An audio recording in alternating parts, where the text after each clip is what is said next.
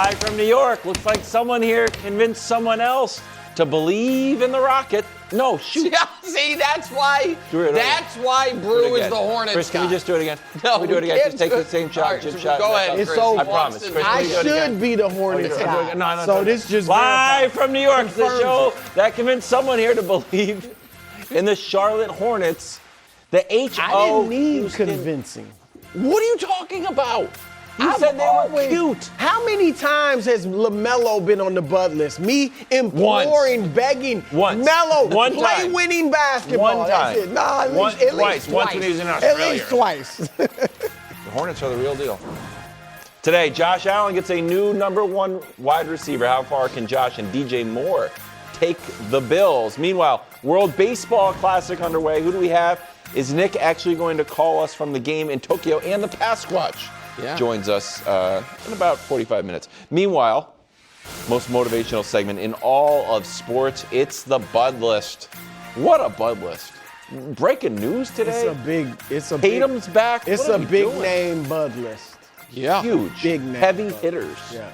It's all motivation, too. Oh, good. Love it, you guys. Kevin Wilds, Nick Wright, Chris Broussard. Brew, just quickly, because there's a lot of news today. Was there anyone on the bubble of the Bud List? There was one person, I forgot. There was one, because I was considering four. Yep. I can't even remember who the fourth one was. That's how The first three were so strong. Gotcha. We start with the rebuilding Bills. New coach, new stadium, and now a new number one wide receiver. DJ Moore headed to Buffalo along with a 2026 fifth-round pick. Chicago getting a second-round pick this year. Here's the raw numbers on DJ Moore.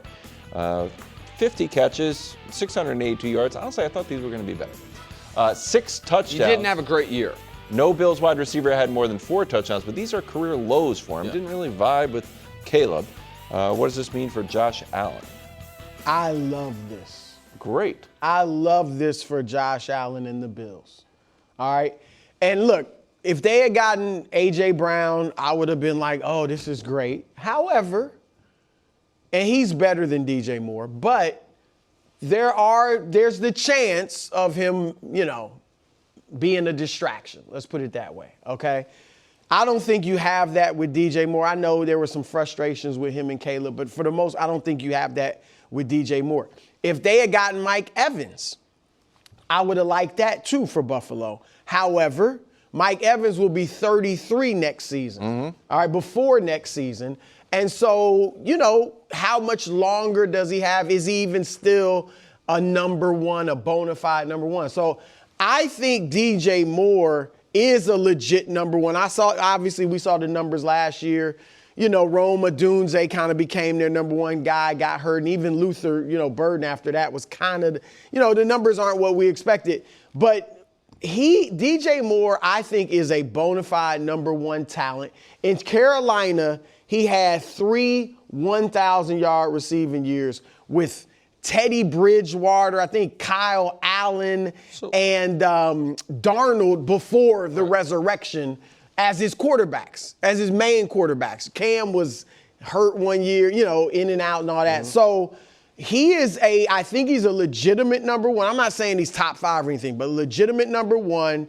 I think he's a professional. He's locked up through 2029 at like $24 million a year. So you're not going to pay a ton. He has experience with Joe Brady, having been in Carolina. Brady was his offensive coordinator for a couple years. He had big numbers there, even though he didn't have, as I said, great quarterbacks. So I just think this is great for them. And this is because he's not a guy that's going to draw a lot of attention to himself. I just think it's perfect for them. I think it's a perfect fit. I think it's solid. I think it's a solid move for the Bills. Like a B.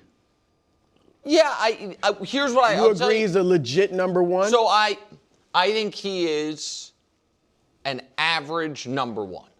Like that, if we lined up all the number one receivers in the league, I think he's right, around 15th. Like an average number one receiver, which they did not have. Right. And so that is, it's not that he's an average receiver. Yeah. He's an average amongst teams' number ones, and they needed it. And your point about his career, it's really odd where his production seems to be inversely correlated to how good his quarterback is. Interesting. His best year by far was with Fields.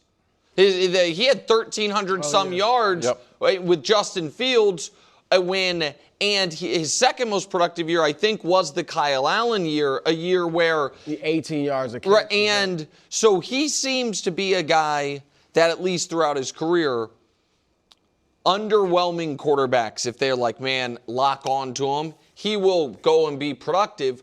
For some reason, Caleb, who was not going to just look at him, whether it was last year or the year before, his production really didn't match. So I don't know what to make of that. And we can talk more about the Bears piece of it. Well, Caleb last year wasn't elite. And obviously this year he's showing elite tendencies. No, I know, but my point is Caleb, at every moment of his career, has been a better passer than Fields, and the guy had 1,300 yards with Fields. So the only reason I'm even bringing that up is I don't know that I can simply say, well, if he had this production with those quarterbacks, this is what he'll have with Josh Allen, because we would have thought going from Justin to Caleb, the production would go up. Instead, it got cut in half, essentially. The other thing I just want to mention as you go, he did have Joe Brady in Carolina, so this is a reunion, so maybe Joe Brady sees that was underutilized and undervalued in Chicago. Yeah. And I think, so the reason I said solid is I also think it's possible that he's just past his prime.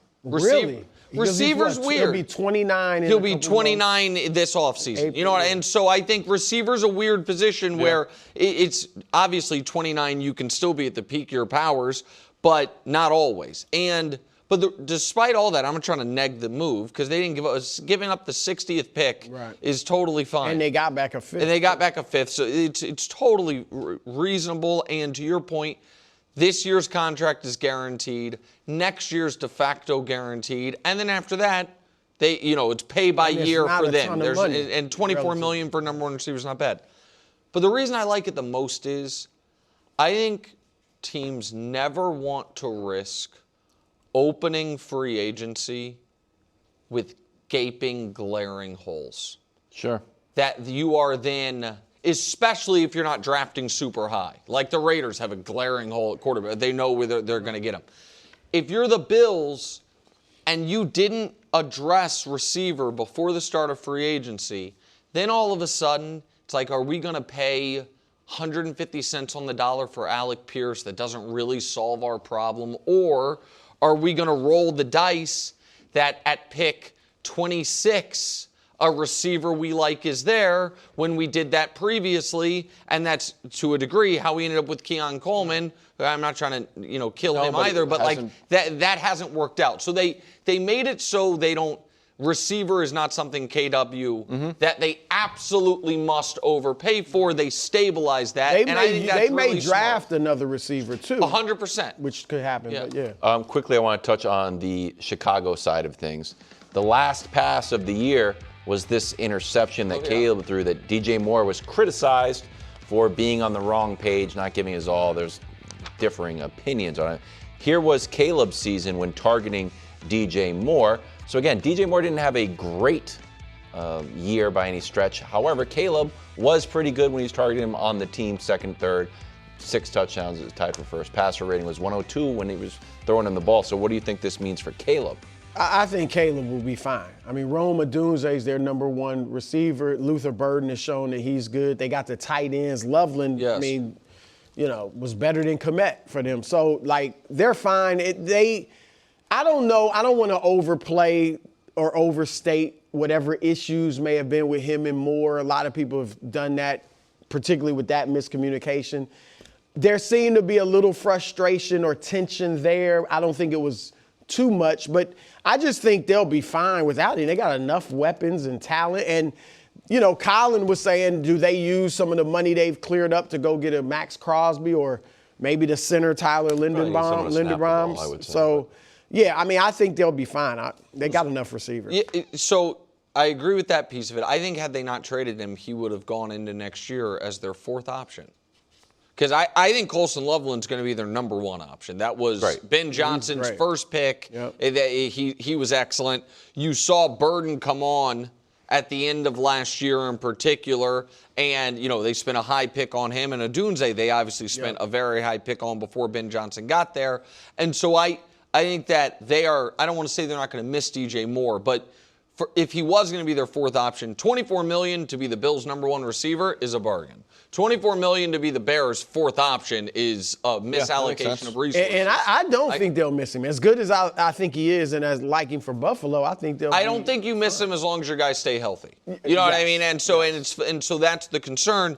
But you went somewhere where similar place I was going. They now have picks 25, 57, and 60. Would you trade those 3 picks for Max Crosby? A late first and 2 late seconds. 25, 57, 60. Yes. I think I would. They're right there on the cusp. It's time to win. He gets you, And so now the win-win. The Raiders win. They get a bunch of assets. They get a bunch of assets. You have the money to do it. Yeah. You could still spend money, to your point, on Linderbaum. You could try to address offensive line in free agents. And again, they're in a weird spot because I think they feel left tackle's Tooney, who's great, and right guard, right tackle is set. But their left tackle had a terrible injury during the playoffs, and their center retired. So they do need to address that. There's no doubt about it. But I think now you have, for the Raiders, if you are trying to get Max Crosby, the 60th pick is probably more attractive to the Raiders than DJ Moore. You know what I mean? Because the Raiders want young players to build with Fernando. I like that. So that, to me, is a trade that feels about fair that maybe could happen. All right, let's head to Boston, where Jayson Tatum is poised to make his return against the Mavs on Friday. Now, Boston is second in the East, 41-21. Your reaction to this news that looks like we're going to see Tatum on the floor? I have a major announcement. Excellent. And this might shock people because historically, when it comes to New England sports, but the Celtics in particular, I've been something of a skeptic. And I've been wrong about Tatum and Brown quite a bit throughout their careers. And you've come around on Joe Mazzulla. Well, I mean, unlike Nick Sirianni, I do just be like, Joe Mazzulla wins. And I look around the NBA landscape. I want to see how far you go. I am picking the Boston Celtics to win the NBA championship. Woo-wee! I'll give you credit for guts. Not the Eastern, just the Eastern Conference. That's why I was wondering. I believe the Boston Celtics, with Tatum coming back with this much time, I feel like he has 2 months before he needs to be 100%, and not meaning 100% of old Jayson Tatum, but 100% as far as however good he's going to be in this, this part of his rehab back. That's plenty of time, because 2 months from now is the start of round 2. And I know we'll talk Hornets later. I'm not going to say round 1 in the East is, there's not some pitfalls, but they have been so impressive. Jalen's been so good. They've been so good even without Jalen this year. 6-1 without him. I think the Boston Celtics are going to win the championship with Jayson Tatum coming back. I wasn't ready for that. Puts me in a bit of a pickle. Yeah, look. You're going to pick the Thunder. I'm not as nearly as confident. I think it's a bridge too far. Okay. But, and I usually pull against a team just because you're pulling for them, all right? Guys. I usually don't want something to happen just because you want it to happen. I can't believe that you guys are just taking my corner. Well, I'm not going to pick, at least right now, I don't feel like I really don't feel like I want to pick Boston. You have been what I'm saying is I would not be mad. This would be a great story. That's what I'm saying. Yes. It would be a great, I would be happy for Jayson Tatum, of course, if this happened. Like, it would be fantastic. Right now, I don't feel like that's going to happen. I do think there's obviously a threat to win the East, and I won't be mad if somebody says they're the favorite. I mean, they are literally the favorite right now to win the East. I want to see how he fits in, how he's looking before I decide how far I think they can go. I love the fact, if he comes back tomorrow, like the reports are saying is possible, you got 20 games. Yes. 20 games is plenty of time for him to get back in a groove and figure out, for all of them to figure out, okay, how is Jayson going to fit in here? How do we play? Now, a lot of these guys are different. And obviously, Jalen and Derek White and Pritchard and a lot of guys are similar or the same as last year, but a lot of the guys are different. And so it's going to be interesting to see how they work this out. But look, here's the thing too, Nick. Remember last year, the Knicks did beat them last year with Tatum in 6. Now it was 3-1 when Tatum got hurt. So they were losing. They were going to lose that game. Anyway. They were losing that game and the series. Yeah. Yes. So they are not invincible by any stretch, even with Tatum. But this certainly gives them a great chance to win the East. And I do agree with you that if they were healthy all year, like say Tatum was here, we would be talking about them as, they can win it all. Oh, like, they're right there with OKC and San Antonio and all these teams that have a chance. So they got a shot. So a few questions. And I'll start with you, Nick, now that you have my Celtics as your champions. Listen, last year I said I thought the Knicks could beat them. You thought I was crazy. That ended up happening. Yeah. A couple years before, I thought the Mavericks would beat them. You thought I was crazy. I was wrong. You know what I mean? I've picked against them plenty of times, and some I've been right, some I've been wrong. Did you pick the Knicks last year? Yes. Or you just saying? Yeah, no, I picked the Knicks, and Wilds kept saying that they were getting lucky, that it was about like the Knicks hit a bunch of threes and the Celtics didn't. So the Celtics really aren't. Are they your team? Yes, because he thought historically they are. But go ahead. I'm a little bit of a bachelor when it comes to my NBA fandom. Yeah. DeJounte Murray just came back from 13 months after he tore his Achilles. Tatum's around 10. DeJounte's just going. Again, everybody's different. Yes. When you had your surgery, the severity, et cetera, et cetera. He's yet to score. He's only played 4 games. He's yet to score. He's 17, 15, 17, 13. He's around 25 minutes a game.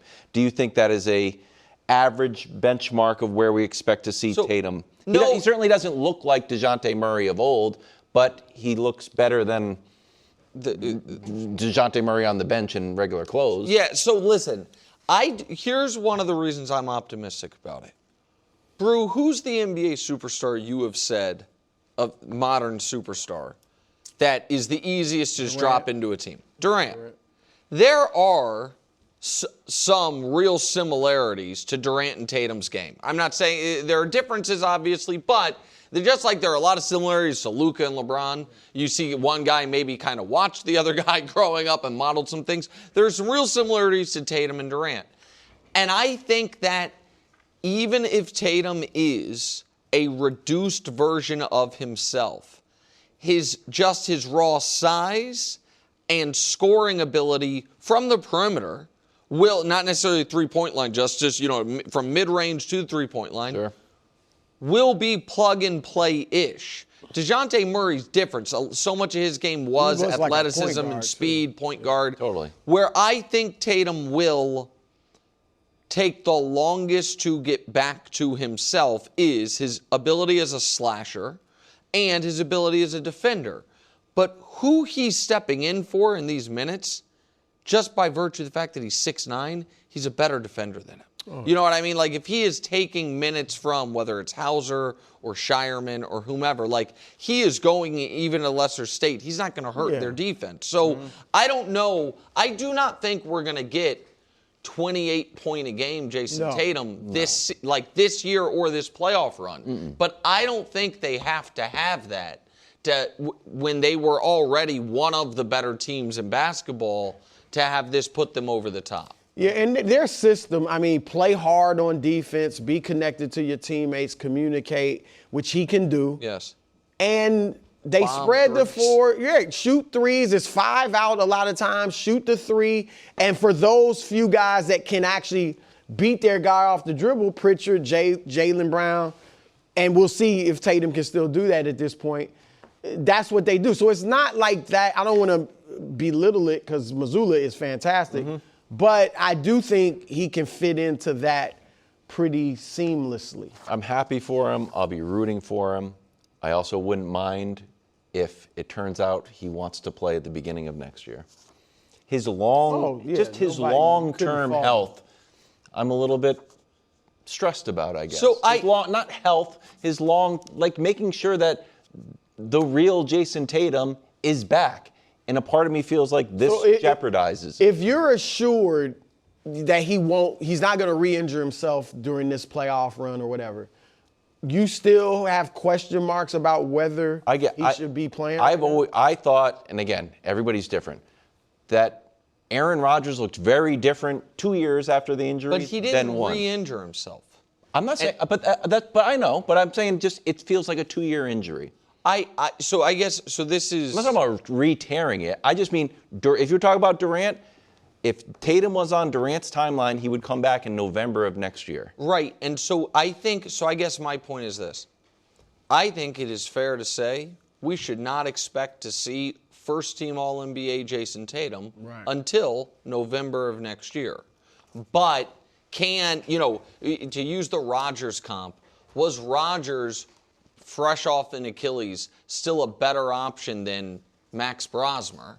Yes. He was a lesser version of himself. He couldn't do as many things, but he was still better than backups. Rodgers might not have been, but he was 41. I know, it's all different. It's different hard. Spot. I mean, Kobe came back quickly. Now, Kobe was not the same. Never the same. But Kobe was also, in year older, 19 of his career or whatever. It's hard to just pick like Brandon Jennings, like Dominique was, Durant is. I don't know. Halliburton is taking an extra long time. No one's talking about Halliburton getting back. Well, I don't know if Halliburton's not taking an extra long time. Halliburton tore his after Jayson. Finals. Yeah, but he's not going to get an opportunity to play. The team, like if they were having the season Indiana's having, then he wouldn't be playing. Yeah, I can't imagine. I just want opening day next year that Tatum is the best he can be. I don't think this will slow this down. Okay, if you don't think it slows it down, great. Yeah. And he's probably looking at this. I'm sure he's thinking, we got a chance to win the championship. I have a chance to win a championship, another championship. Yeah, I think that's right. I think he's going to score. I don't think he's going to be a role player. We'll see. World Baseball Classic started last night. Australia and South Korea get wins. Team USA played the Rockies. Didn't go well for the Rockies. 14-4. Our lineup, Drew, here's who we feature. Again, nothing set in stone. Bobby Witt Jr. That's powerful. Bryce, Aaron Judge, Schwarber, Bregman, Cal Raleigh, Roman Anthony, Byron Buxton, Bryce. I mean, it's a power pack. Roman Anthony should be playing with the Pasquantino. Roman Anthony? Oh. Yeah, I wonder how it works. Roman. Odds this year, we're number one. The DR's lineup, I have that too. DR's lineup is sick. The DR's lineup, Tatis, Marte, Soto, Vlad, Machado, Junior Caminero, Julio Rodriguez, Austin Wells, Perdomo, and Severino. Their lineup is crazy. Yeah. Japan, Venezuela, Puerto Rico, and then Japan Mexico. had been the second favorite. The DR just recently jumped. They're great, and Pujols is the coach. Okay, so what's your headline about the World Baseball Classic? We're doing a little Monday morning. My headline is Thursday. this. Vlad, or is it going up? Yeah, did we do headlines? Sorry. Vlad, Soto, Shine. As DR cruises. Now notice the spelling of cruises to Classic Crown. That's O'Neal Cruz. I think this is the year, starting with the Classic, that O'Neal Cruz reaches his potential. Wow, you're an He's O'Neal teased us. It's what, his third or fourth full season in the league now, 27 years old. I think he's going to finally fulfill his potential. And you said it, Vlad, Soto, Machado, Julio Rodriguez. I mean, I wanted to put Tatis Jr. in the headline with Soto and Vlad, but I didn't have room. Like, they are stacked. They got some pitching, Severino, Alcantara. Like, I think I got the DR winning this. I love it. Unfortunately for America. As evidenced by Brew twice this show.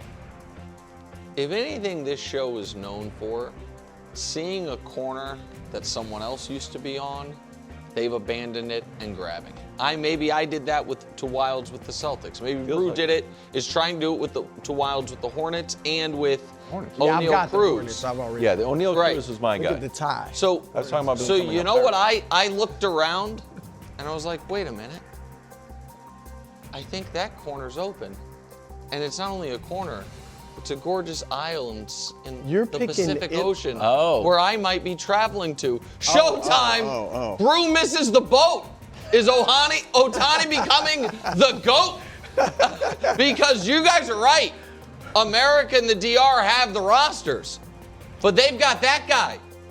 The roster. And you can never go wrong picking Exactly. Japan. I mean, and they if won I'm 3 of the right 5. and I'm literally in Tokyo cheering for him, do I become the show's Ohtani guy? I don't Yes. know. No. Some people are saying. Japan has won 3 times, so Yes. they're going for their 4th win. All right. I have a lot of headlines on mine, okay? Oh, let's hear it. Because I dug into, because pitching is an issue. It's a little bit like Little you League. gotta There's have pitch pitching. counts. It's really to protect the pitcher so the guys can't get overextended, et cetera, et cetera. Okay, so here is a headline from, I think it's The Athletic, right, Dust? Okay, why Paul Skeens is unlikely to take the mound for Team USA in the potential final. So you already have to plan out, if you're going to win it, who's going to pitch. So here's the issue. I know what you're thinking automatically, too many pitches. Not the issue, oddly. So get this. If Skeens pitched in the final, coming off his first start in pool play Monday against Mexico, he would be working on 7 days rest. Team USA manager Mark DeRosa said that would be too long between starts as Skeen prepares for the Major League season. I thought it was going to be too short. No, it's actually too much rest. Because they're just trying to get him ready for the. Hold him back from the first start, right? I mean, it's Team USA. We got other guys that can pitch. Yes, but this is how they want. This is how they want to lay it out. But it would be too long, and then maybe in the back end. He doesn't want anything to do with Italy in the Pasquatch. You don't want to wait. You don't want. I thought you were going to pick Italy. No. That being said, Yeah. my headline, little Keyshawn Johnson-esque. Give me the darn ball. Skeens demands to pitch in the final. Oh. Despite DeRosa. There's no rule against it. He wouldn't be up against any innings count. So who do you have winning it? I would Obviously USA. Well, it just says he's pitching. I didn't. Brew had a winner. I had a winner. I was checking. Well, you don't believe it. You think You were going to go with. Did I throw you off with the DR? No, but I like DR as like my silver medalist. I love second place teams. Get to the final, second place, you're still right there. Are the Steelers all in on Aaron Rodgers, or is Kyler Murray lurking in the background? That's next. Hey, check out the podcast, John. #1, you said, in the world over those true crime podcasts? Wow, #1 in the world. And then our YouTube channel has just been excellent recently. It's got some great content. I turn on the captioning sometimes to read it too. There's one recurring weekly thing we have that doesn't do so well. You sure? What's right trivia? Also at 4:25 p.m. Eastern time. Okay, everybody. So if you're in the West Coast, it'd be 1:25. Yeah. Italy captain Vinnie the Pasquantino joins today to talk about Team Italy. Brush off a nice arbitration deal with the Royals. Oh, what do you get? Get some money. Oh, great. Good for him. Like $8 million for a year. Oh, that's nice. him. Pretty good. Shout out to the Pasquatch. Aaron Rodgers was back on Pat McAfee's show, where he was very complimentary of his old coach, Mike McCarthy. I like that part. But neither side, neither he or the Steelers, seem to be in a rush to get a deal done. I don't know if I agree with part of that. Okay, very interesting. I think I am taking a little bit of editorial license. Yeah. Hey. There hasn't been any deadline set on me. There hasn't been any contract floated in front of me. Should the Steelers wait on Rodgers? But Nick, if you Well, Omar Khan told us. Oh yeah, we don't think it'll drag out like last time. Yeah. Omar Khan told us right after the season. I don't remember when it was that he talked, but it was weeks ago. Because we then did a segment talking about how Aaron should let him know prior to the start of free agency. Yeah, right. Then Aaron pops on McAfee and he's like, I'm not going to know before the start of free agency. well, they also haven't floated anything to him. So I do not think the Pittsburgh Steelers should wait on Aaron Rodgers, and I think this is laughable. And of course it's happening again. And of course Aaron is, and I'm not saying they're insincere flowers he's laying at the feet of Mike McCarthy, but he is he is doing just enough, I think, to make the Steelers stay interested and on the hook, but they don't have. How can the Steelers operate as a franchise going into free agency without knowing whether or not Aaron Rodgers wants to play? I think it'd be challenging. Right. And he's saying, I don't know if I want to play, so I wouldn't wait. I would operate as if Aaron Rodgers is retired. I think that is the responsible thing to do if you're Pittsburgh. And if that means you have an offer out to Malik Willis, so be it. If that means you call up the Niners about Mac Jones, I know he might not be available, but so be it. If that means you hit up Kyler Murray, so be it. I do not think you can operate as it was last year, which is wink and a nod, we know he's coming. I don't think you can do that, and I don't understand why Aaron would want them to. This is the part of Aaron Rodgers I just don't understand. Do you think him saying, because he said they have not offered me a contract, that is him maybe wanting them to put forth the offer? Because if they haven't offered him a contract, then they don't seem to be at least, like, why wouldn't they do that now? I don't know, but I also don't know how reliable of a narrator Aaron is. Like, I think he is very, very cautious about not telling outright lies. So when he says they haven't offered me a contract, I believe it. Do I think what possibly the last time they spoke it was left on, all right, Aaron, as soon as you know if you're planning on coming back, let us know. And but we'll give you your time. And they say, okay, in which case the Steelers can't offer him a contract. Like they're respecting the agreement of you let us know if you're going to come back. So that's why they wouldn't have offered him a contract. Is that to me, that's a reasonable reading of it. Well, look, they shouldn't want him anyway. I mean, they should call him and be like, look, thank you. It was great last year. Yep. You had a good season, Aaron but Glenn we're going style. in a different direction. Yeah.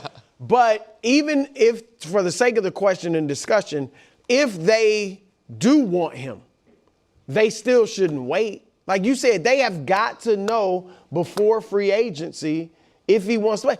At this point, with all due respect to his wonderful Hall of Fame career, he's not good enough to be waiting. If he comes back next year, at best, they'll do exactly what they did this past season. Mm-hmm. But we expect Baltimore to be better. Cincinnati may be better. And even going 10-7, 9-8, making the playoffs, losing in the wild card round for the 6th straight time. What's that do for this? All that does is delay the kind of rebuild under Mike McCarthy for another year.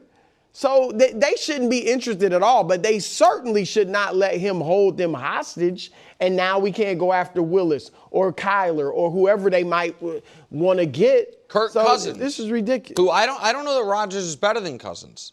Cousins would be interesting, I'll tell you that. And so it is surprising to me. It will be surprising to me if the Steelers sign up for this, but it maybe shouldn't be because it seems like Aaron thinks they have. I don't think Aaron wants to retire. No. I think Aaron plans on playing. And I also think that it is on the board that while Aaron is the Steelers' first choice, the Steelers aren't necessarily Aaron's first choice, and that's why he's playing coy, so to speak. Again, Minnesota should be his first choice. Well, that's what makes more sense, right? And I really, really do want to be fair here. And I obviously have not talked to Aaron. I don't have insight to that, and I don't have intel with the Steelers organization. It is just baffling to me why his process is so much more hard and in depth and just deep than every other football player alive. We are 4 years removed from the darkness retreat. Or is it 4 years? 2 with the Jets, 1 with the Steelers. And this is going into it. 4 off seasons, 3 calendar years removed from the darkness retreat.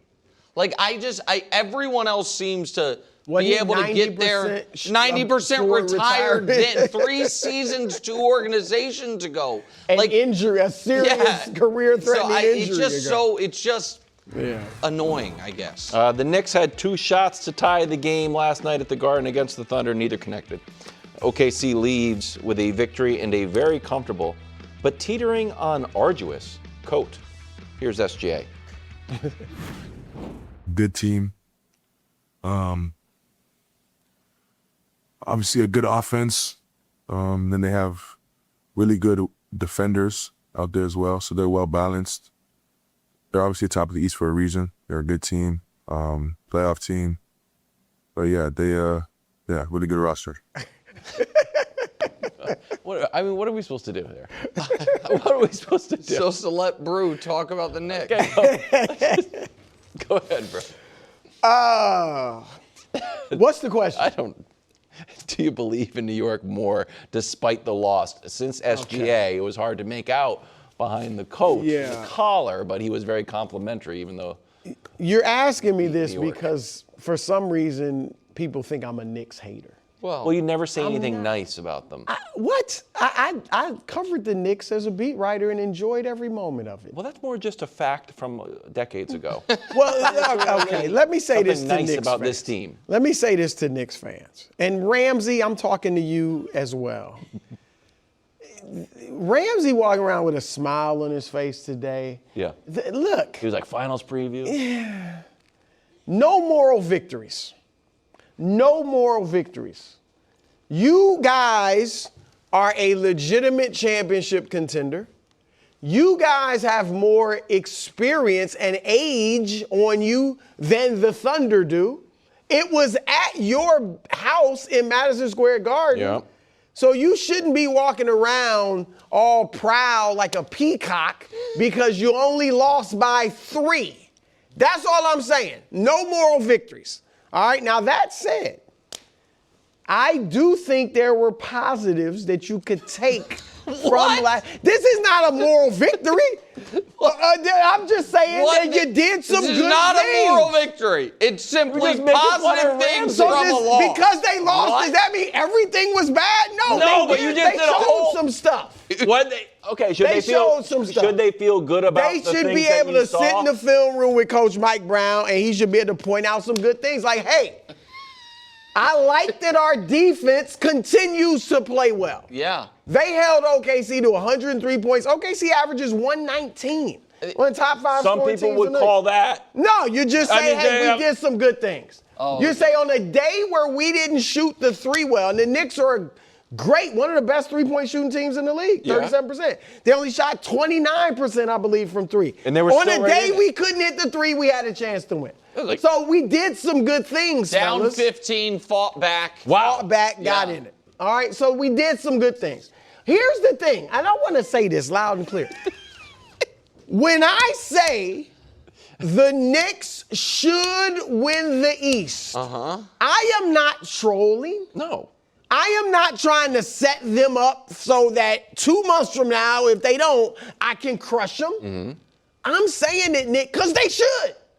On paper, they should. Right? I agree. I think now Boston with Tatum back, although he's not going to be the superstar Tatum, I think the only team contender in the East that has as much talent as the Knicks is Cleveland. But we know their issues, Harden in the playoffs, their team in general has had struggles in the playoffs.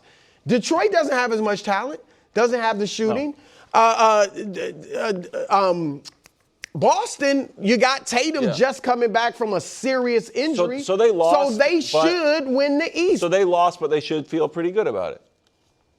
They can take some positives from it. But because I believe they're winners, and they feel like, we can beat that. Nick, I believe they can win the East, and if they get there, they can make some. Right now, it a tough series. Again, 20 minutes ago, I said I picked Celtics to win the title. Yeah. The Knicks would be my second pick to come out of the East. Like I have them right behind Boston. Now that Boston's going to have Tatum back, so I don't think they are quite to the level of OKC, but I think last night showed that over the last couple months they have been. Right. And they beat San Antonio and Houston. So I have an OKC related question, if I can. Yeah. Because I don't know what the more objectionable moment for SGA last night was. I don't know if it was the press conference and the scarf collar thing. It's a large coat. The coat's fine. It's the collar. Whatever that is I'm around. counting it. I don't think it's detachable. I do think it's detachable. Really? The coat is. I like the coat. I don't know what that is. So I don't know if I have a bigger problem with that, or Dust, if we can show it, or with this, because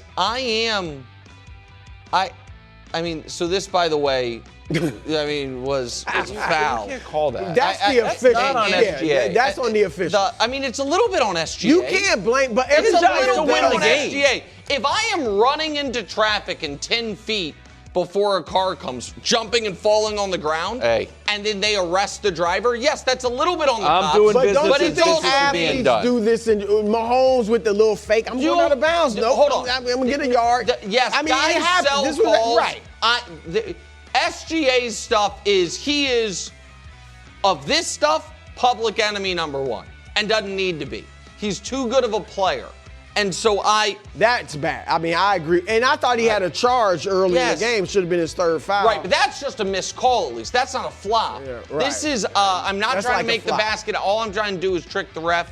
I hate it so much. So Mike I don't Brown- hate him. I don't hate the team, but No. I hate that I so agree much. with that. Mike Brown says SGA does a great job of convincing referees he's getting hit. It does feel like the noise around this is getting loud. When do you think the referees finally listen to it, or the league?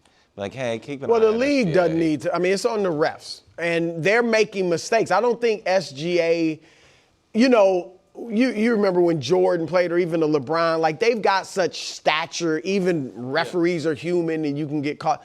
SGA, as great as he is, he hasn't reached that where refs are intimidated by him or anything like that. So I just think Mike Brown is somewhat correct in that he is able to sell these calls. Now, that was ridiculous. He did kind of get hit before. He didn't react right when he got hit on the wrist. He reacted ridiculous. 2 seconds later. So they just shouldn't fall In for stuff like defense that. of the referees, they're probably like, wow, the league MVP just had a spasm. He must have gotten hit, as opposed to he's doing an acting class. Giannis back in action, 2 games, 2 losses. Also got a tech after the entire team watched Dyson Daniels get a tip-in rebound. Bucks now 5 games behind the Hawks for 10th. Here's Giannis postgame. Are we, going to wave the, white flag, or are we going, come together in the last 21 games and try to play hard and try to make a push here?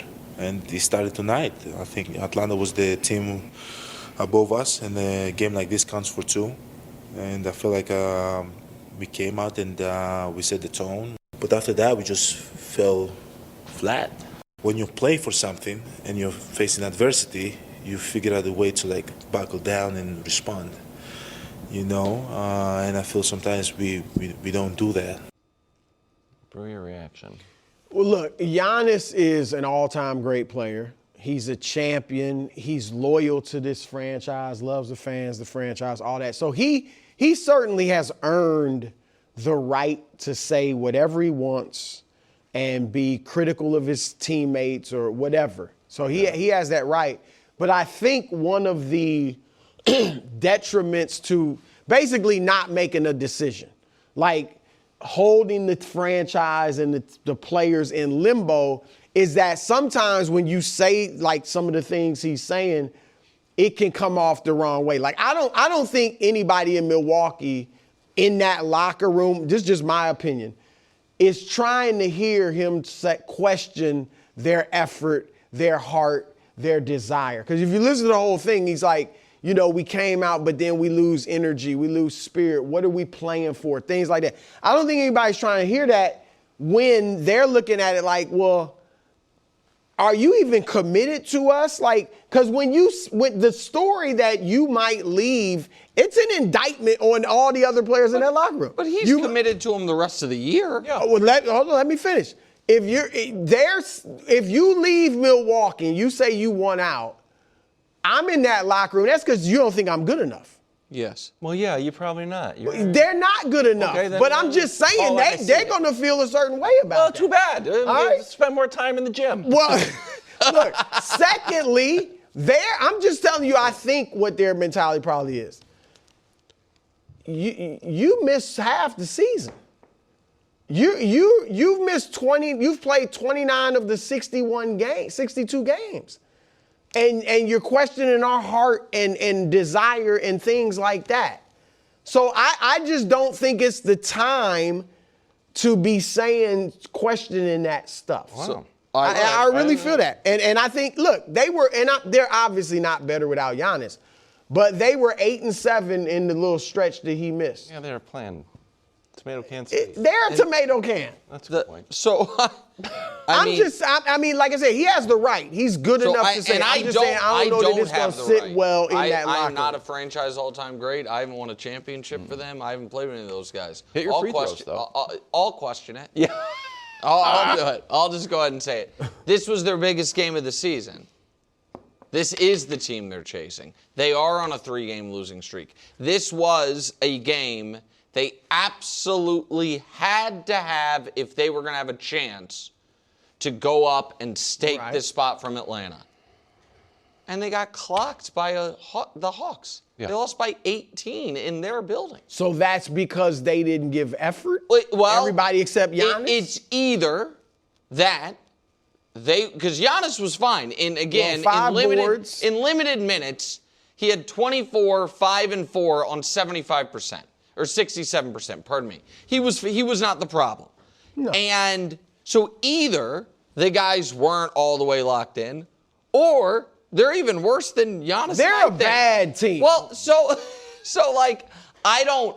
I just think that's different than questioning the heart, the effort. Now, maybe that's the nice thing to say is they're good enough. Yeah, what do you want to hear? Turns out we're not good enough. Everyone really busted their tail out here. They're just not good players. Like I quibble with something, Brew, and I didn't listen to the whole thing. So this is a question, not a gotcha.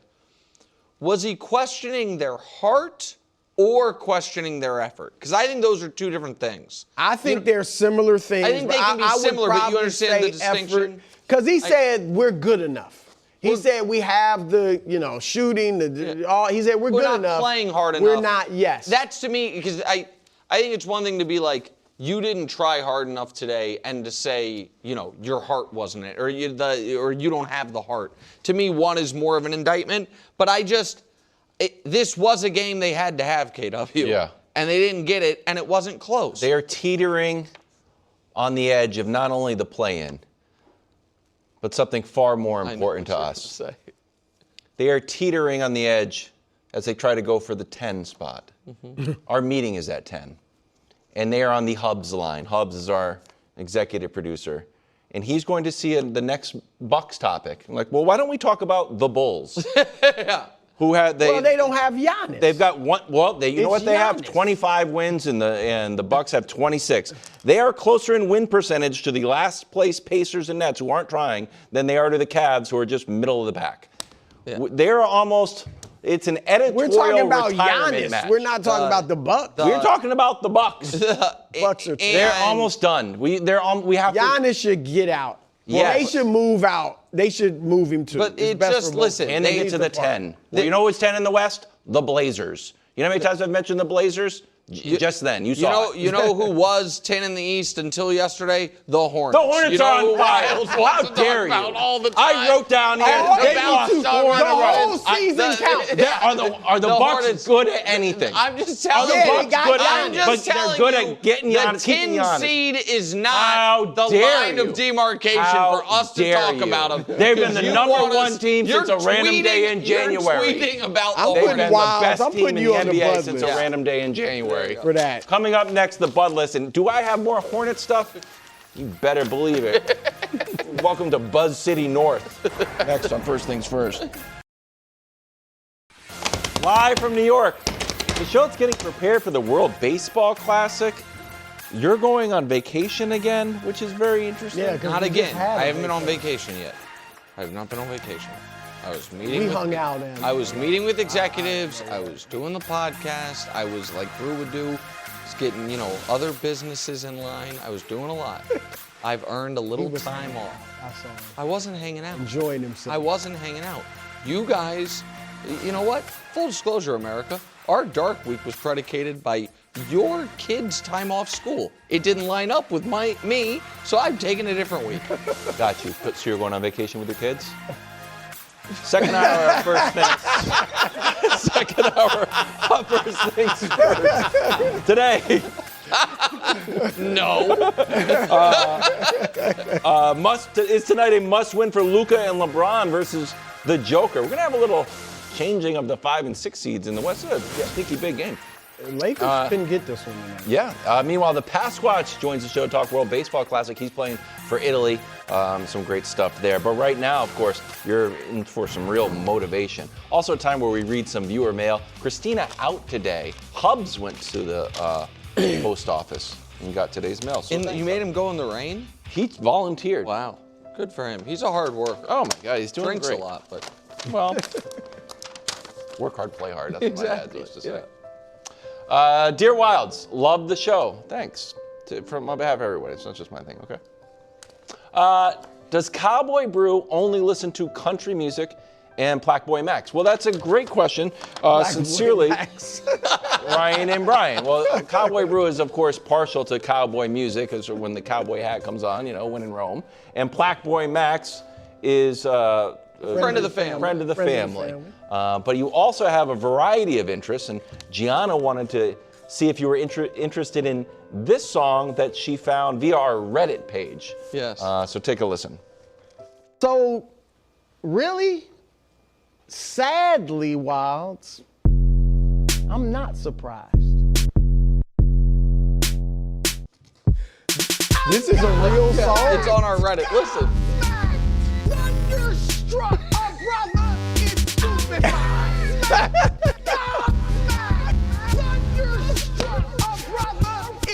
I can add musician to my resume. I mean, certainly, I think so. Journalist, actor, Yeah. now This musician. is great. Do we know who put this on Reddit? Yeah, but it's like It's hard to say. You're afraid to say it? poke operator, but Poke operator. I'm That's close. a hot young Close. teenage producer. I'm not sure. All right, not Pope. sure. But I hear you. P.O. It's still good. That's really good. I want to Shout hear out this. to the Reddit. Yeah, Bud yeah. list. All right, here we go. It's a star-studded Bud list. Yeah. Star-studded, all motivation. Nikola Jokic. Oh. Number 3. Now look, you are having a phenomenal year. A week ago tomorrow, you were number 1 on my MVP ballot, Cruz ballot. You are on the verge of becoming the first player ever to lead the NBA in rebounds per game and assists per game in a single season. You are on the verge of having the highest PER for an individual season ever at 33.6. You'd be the first player ever to go 33 or above on PER. So you're having a phenomenal year. There's no question about it. You are awesome. Maybe too awesome to not win more. Okay? And this is why I say that. Because the centers that you are now being compared to, Kareem Abdul-Jabbar, Wilt Chamberlain, Bill Russell, Shaq, Shaquille O'Neal, and Hakeem Olajuwon, look at you got 3 MVPs. You might have 4 after the end of this year. But look at how the titles. They have more titles. Not only Wilt and Hakeem only had 2, but they even appeared in far more finals than you have. You've been to 1 finals and only 1 other conference championship. That's right. Yeah, conference finals. So, look, I know it's a team game. I know you need help, and this year in particular, you got a lot of injuries.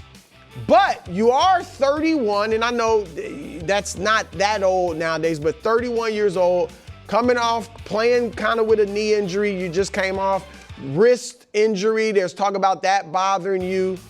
And the Nuggets are just 6-8 since you've been back from the knee injury.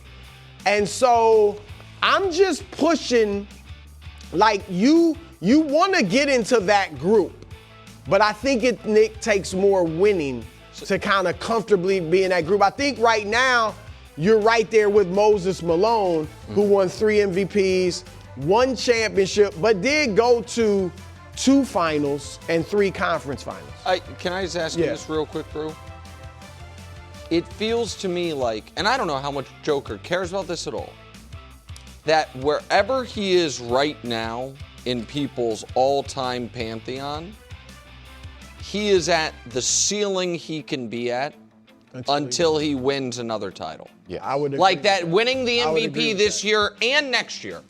does not, because right Without now titles. what he's butting up against is, well, some people already have him ahead of Hakeem, fine, but whatever. It's like it's Shaq and it's Bird and it's Kobe and it's that area. I don't think you can MVP your way there without at least one. Kobe more. and Shaq got one MVP each. Right. I mean, that's important, but Yes. more important is the championships as the number one guy. So, Joker, look, I do believe in you, no question, but we got to see a little more winning. All right, at number 2, Kyler Murray. Wow. We go to football or maybe baseball? No. Maybe. Football.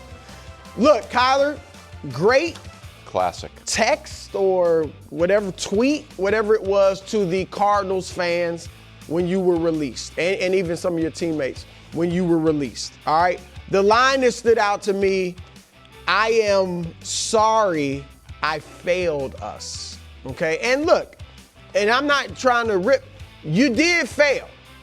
Number 1 draft pick, 7 years in Arizona, 1 time making the playoffs. So it was a failed experience, all right? But you have to understand why you failed. Wherever you go next, I think what's going to help you succeed is understanding why you failed. It is not because of for a lack of talent. No. I think Nick and I disagree on this. I don't think it's because of a lack of size. Maybe. Because you have shown the first 3 years, Rookie of the Year, and then you made 2 Pro Bowls in your first 3 years. You've thrown for 270 yards a game. You've had a passer rating of 100 plus. You've had your TD to interception ratio hasn't been bad.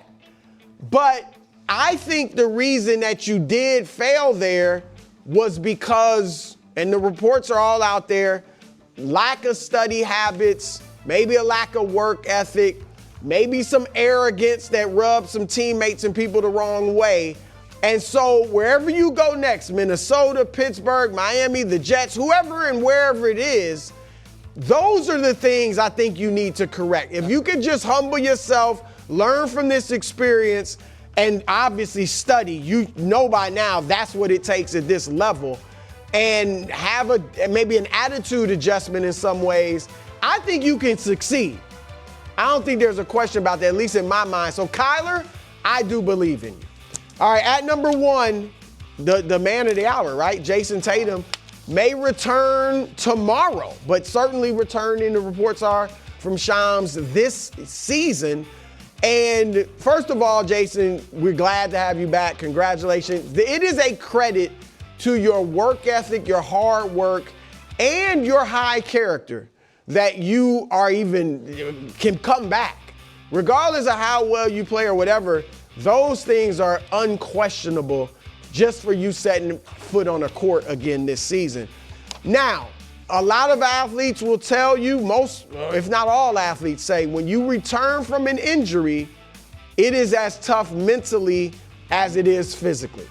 And I would second that, but I say not even just mentally in the aspect of trusting your body, trusting yourself to do the things you used to do. I would say mentally, in this case for you, is preparing yourself or even ignoring the noise that's going to be out there. There's already some noise out there that, you could disrupt the chemistry, or, should you start, or, things like that. Whose team is it? Yeah, whose team is all of that noise. Now look, and I'm not even saying it like Nick, I don't think you're an example of this, but the expectations are raising with you coming back. Yes. Like now, fairly or not, people are expecting you to at least get to the finals with the Celtics, and if not win the championship. All right? And then I think if you guys go out in the second round like you did last year, then some people may blame you. So you got to understand there's a lot of pressure and duress from the outside that's going to come with you returning. The safest thing would just be to not play this year at all and come back next year. But you are taking a risk in many ways by coming back. So just be ready for the outside noise. Do what is best for you to play through it, whether that's ignoring it or whether that's just using it as motivation. or what have you. But that will be out there. Don't let it stop you. Jayson, I believe in you. All-time story if it comes to Oh, fruition. gosh. Yeah, if they The won the Celtics championship, that would be. and he is yeah, there. that'd It would be unbelievable. That would. And it would be, there are very few instances of a guy his caliber, missing, coming back for his first game this late in the year, and then they go on to win a championship. I mean, I'm trying. Are there I actually just read something about this. I wish I had written them down. There are a few instances across all of sports. When did Jordan come back? Say it again. When did Jordan come back? He came back late. It was like 18 games left, but they didn't win. They didn't No, I know. That's what. Oh. We're talking about. It was like 18 and games winning. I'm left. talking about guys who have missed this and much winning. and winning. You've got a handful in the history of sports, but they've got a real shot at it. Time now for the Sports Media Ombudsman as I think of guys who came back late, right before the playoffs, and won. It's funny you guys mentioned Michael Jordan because he comes up in this one. And For a three-peat, you gonna congratulate him? Well, yes, I would like to congratulate NASCAR owner Michael Jordan in 2311 because, many are saying him being on the most to lose list for the Daytona 500 is what really, kicked them into gear, no pun intended. fair. But that's not where I'm going with this. And I also, before I even go, would like to say this. I know that at times I poke fun at Michael Jordan because somebody has to. He's a god amongst sports media, amongst sports fans. Sure. And he is obviously, arguably, the greatest basketball player of all time, and inarguably one of the most iconic athletes of all time. All of that can stand on its own without needing to denigrate current athletes or kind of other athletes of his era, which brings me to today's Sports Media Ombudsman and two of my favorite people in sports media, Rich Paul and Max Kellerman, and their new podcast, Game Over.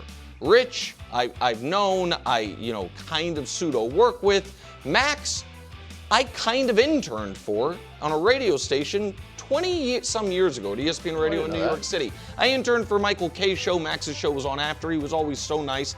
And I think he is one of the sharpest people in sports media. And one of the reasons I think he's so sharp is because, not only because he argues a lot like I do, and it's really a compliment to myself, but because he usually takes every position to its furthest logical conclusion and kind of thinks about the rebuttals. I don't think he did that when he said yesterday or the day before, Michael Jordan would average a 40-point triple-double in today's game. And you hear that occasionally. And I don't want to focus on the triple-double part. I want to focus on the 40-point part because it's so outrageous. Because I know Brew, I think he could. So Not for a career. Here's why I find it ridiculous. Okay. You cannot apply that era inflation to only Michael, and you cannot apply that era deflation to none of today's players. Here's what I mean. Michael Jordan averaged 30 a game for his career. So 30 a lot of seasons. Are you saying for his career? I don't think for his career. Well, so just follow me on for the first season he averaged 37 once. So if you're saying one season, I don't think that's what Max was saying. Because I agree that the year he averaged 37. If he averaged 37, he averaged 40. But the 30 a game turning into 40 a game is a 33% premium.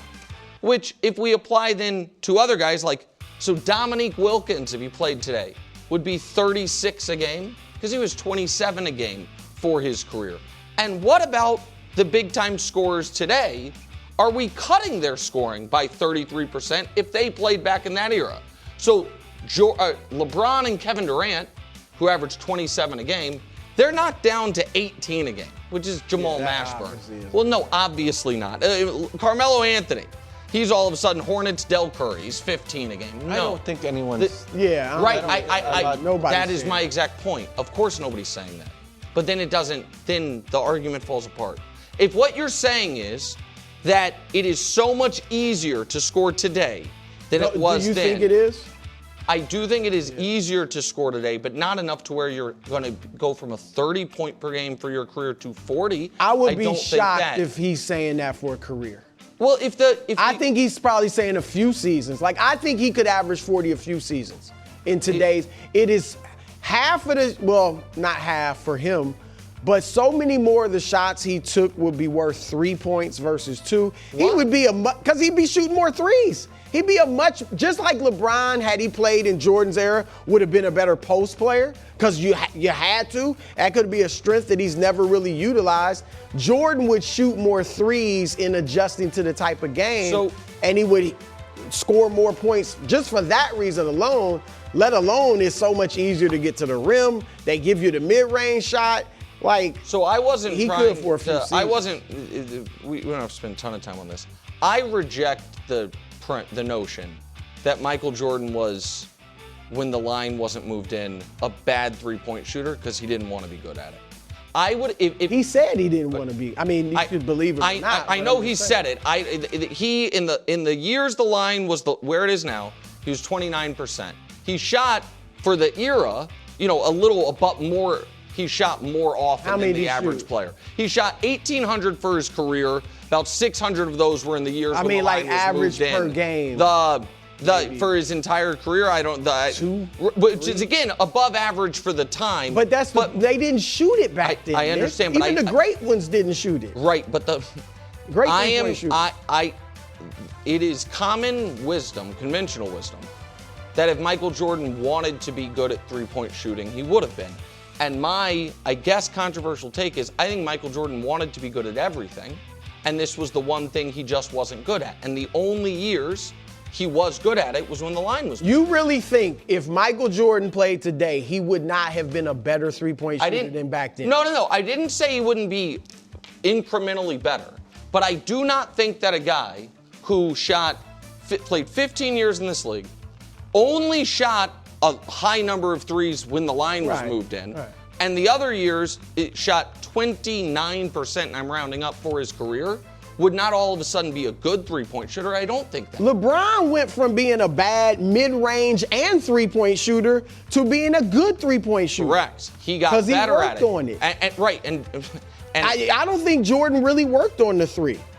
And I'm not even trying to make it a Jordan LeBron. Like, I'm just saying, LeBron has never really fully established himself as a great post player. Sure. I believe had he played in the 80s and 90s where that was more part of the game, he would have been killing people when he wanted to down, just like Jordan and Kobe did. But I'm just giving him that. Just like I'm shocked you think, and I'm not saying Jordan would be like Steph Curry. I'm just saying I think would have been an adequate three-point shooter where it was a part of his game. The LeBron post play thing, we saw a season or two where he focused on it and was good, a good post player. But it was never high volume. Yeah. We don't have a single season of evidence at the regulation three-point line where Jordan was good at it. So I don't think it was by choice. I think it's choice that you don't work on it a lot. Allen Houston was a phenomenal three-point shooter and shot less than 5 a game for his career. Right. But they didn't do that as much. But the argument against Jordan's three-point shooting is not a lack of volume; it's the percentage. And so we can disagree on it. I think that's saying, if Max was saying just for a year, so be it. Yeah, I can't. But it is, if it's that easy to score in today's game, then what we're saying is Durant would struggle in the 90s, and I don't buy that. You got 37, 38, 40-year-olds dropping 25 a game, 27 a game today. It's easier to score. You have to extend it out. It's like, all right, so a guy averaging 5 is. All right, World Baseball Classic. Aaron Judge, Paul Skeens, Bryce Harper suit up for the Stars and Stripes. Team USA takes on Brazil tomorrow at 8 Eastern, only on Fox. And joining us now, a member of the Royals, a captain of Team Italy, is the Pasquatch. Vinny, is this your second or third time on the show? Maybe fifth time on the show? Well, he's been with us. Hosted on the show? Seventh time on the show? Yeah. He's de facto member broadcast. Welcome back to the show. And congratulations on being the captain of Team Italy. What does the captaincy mean to you?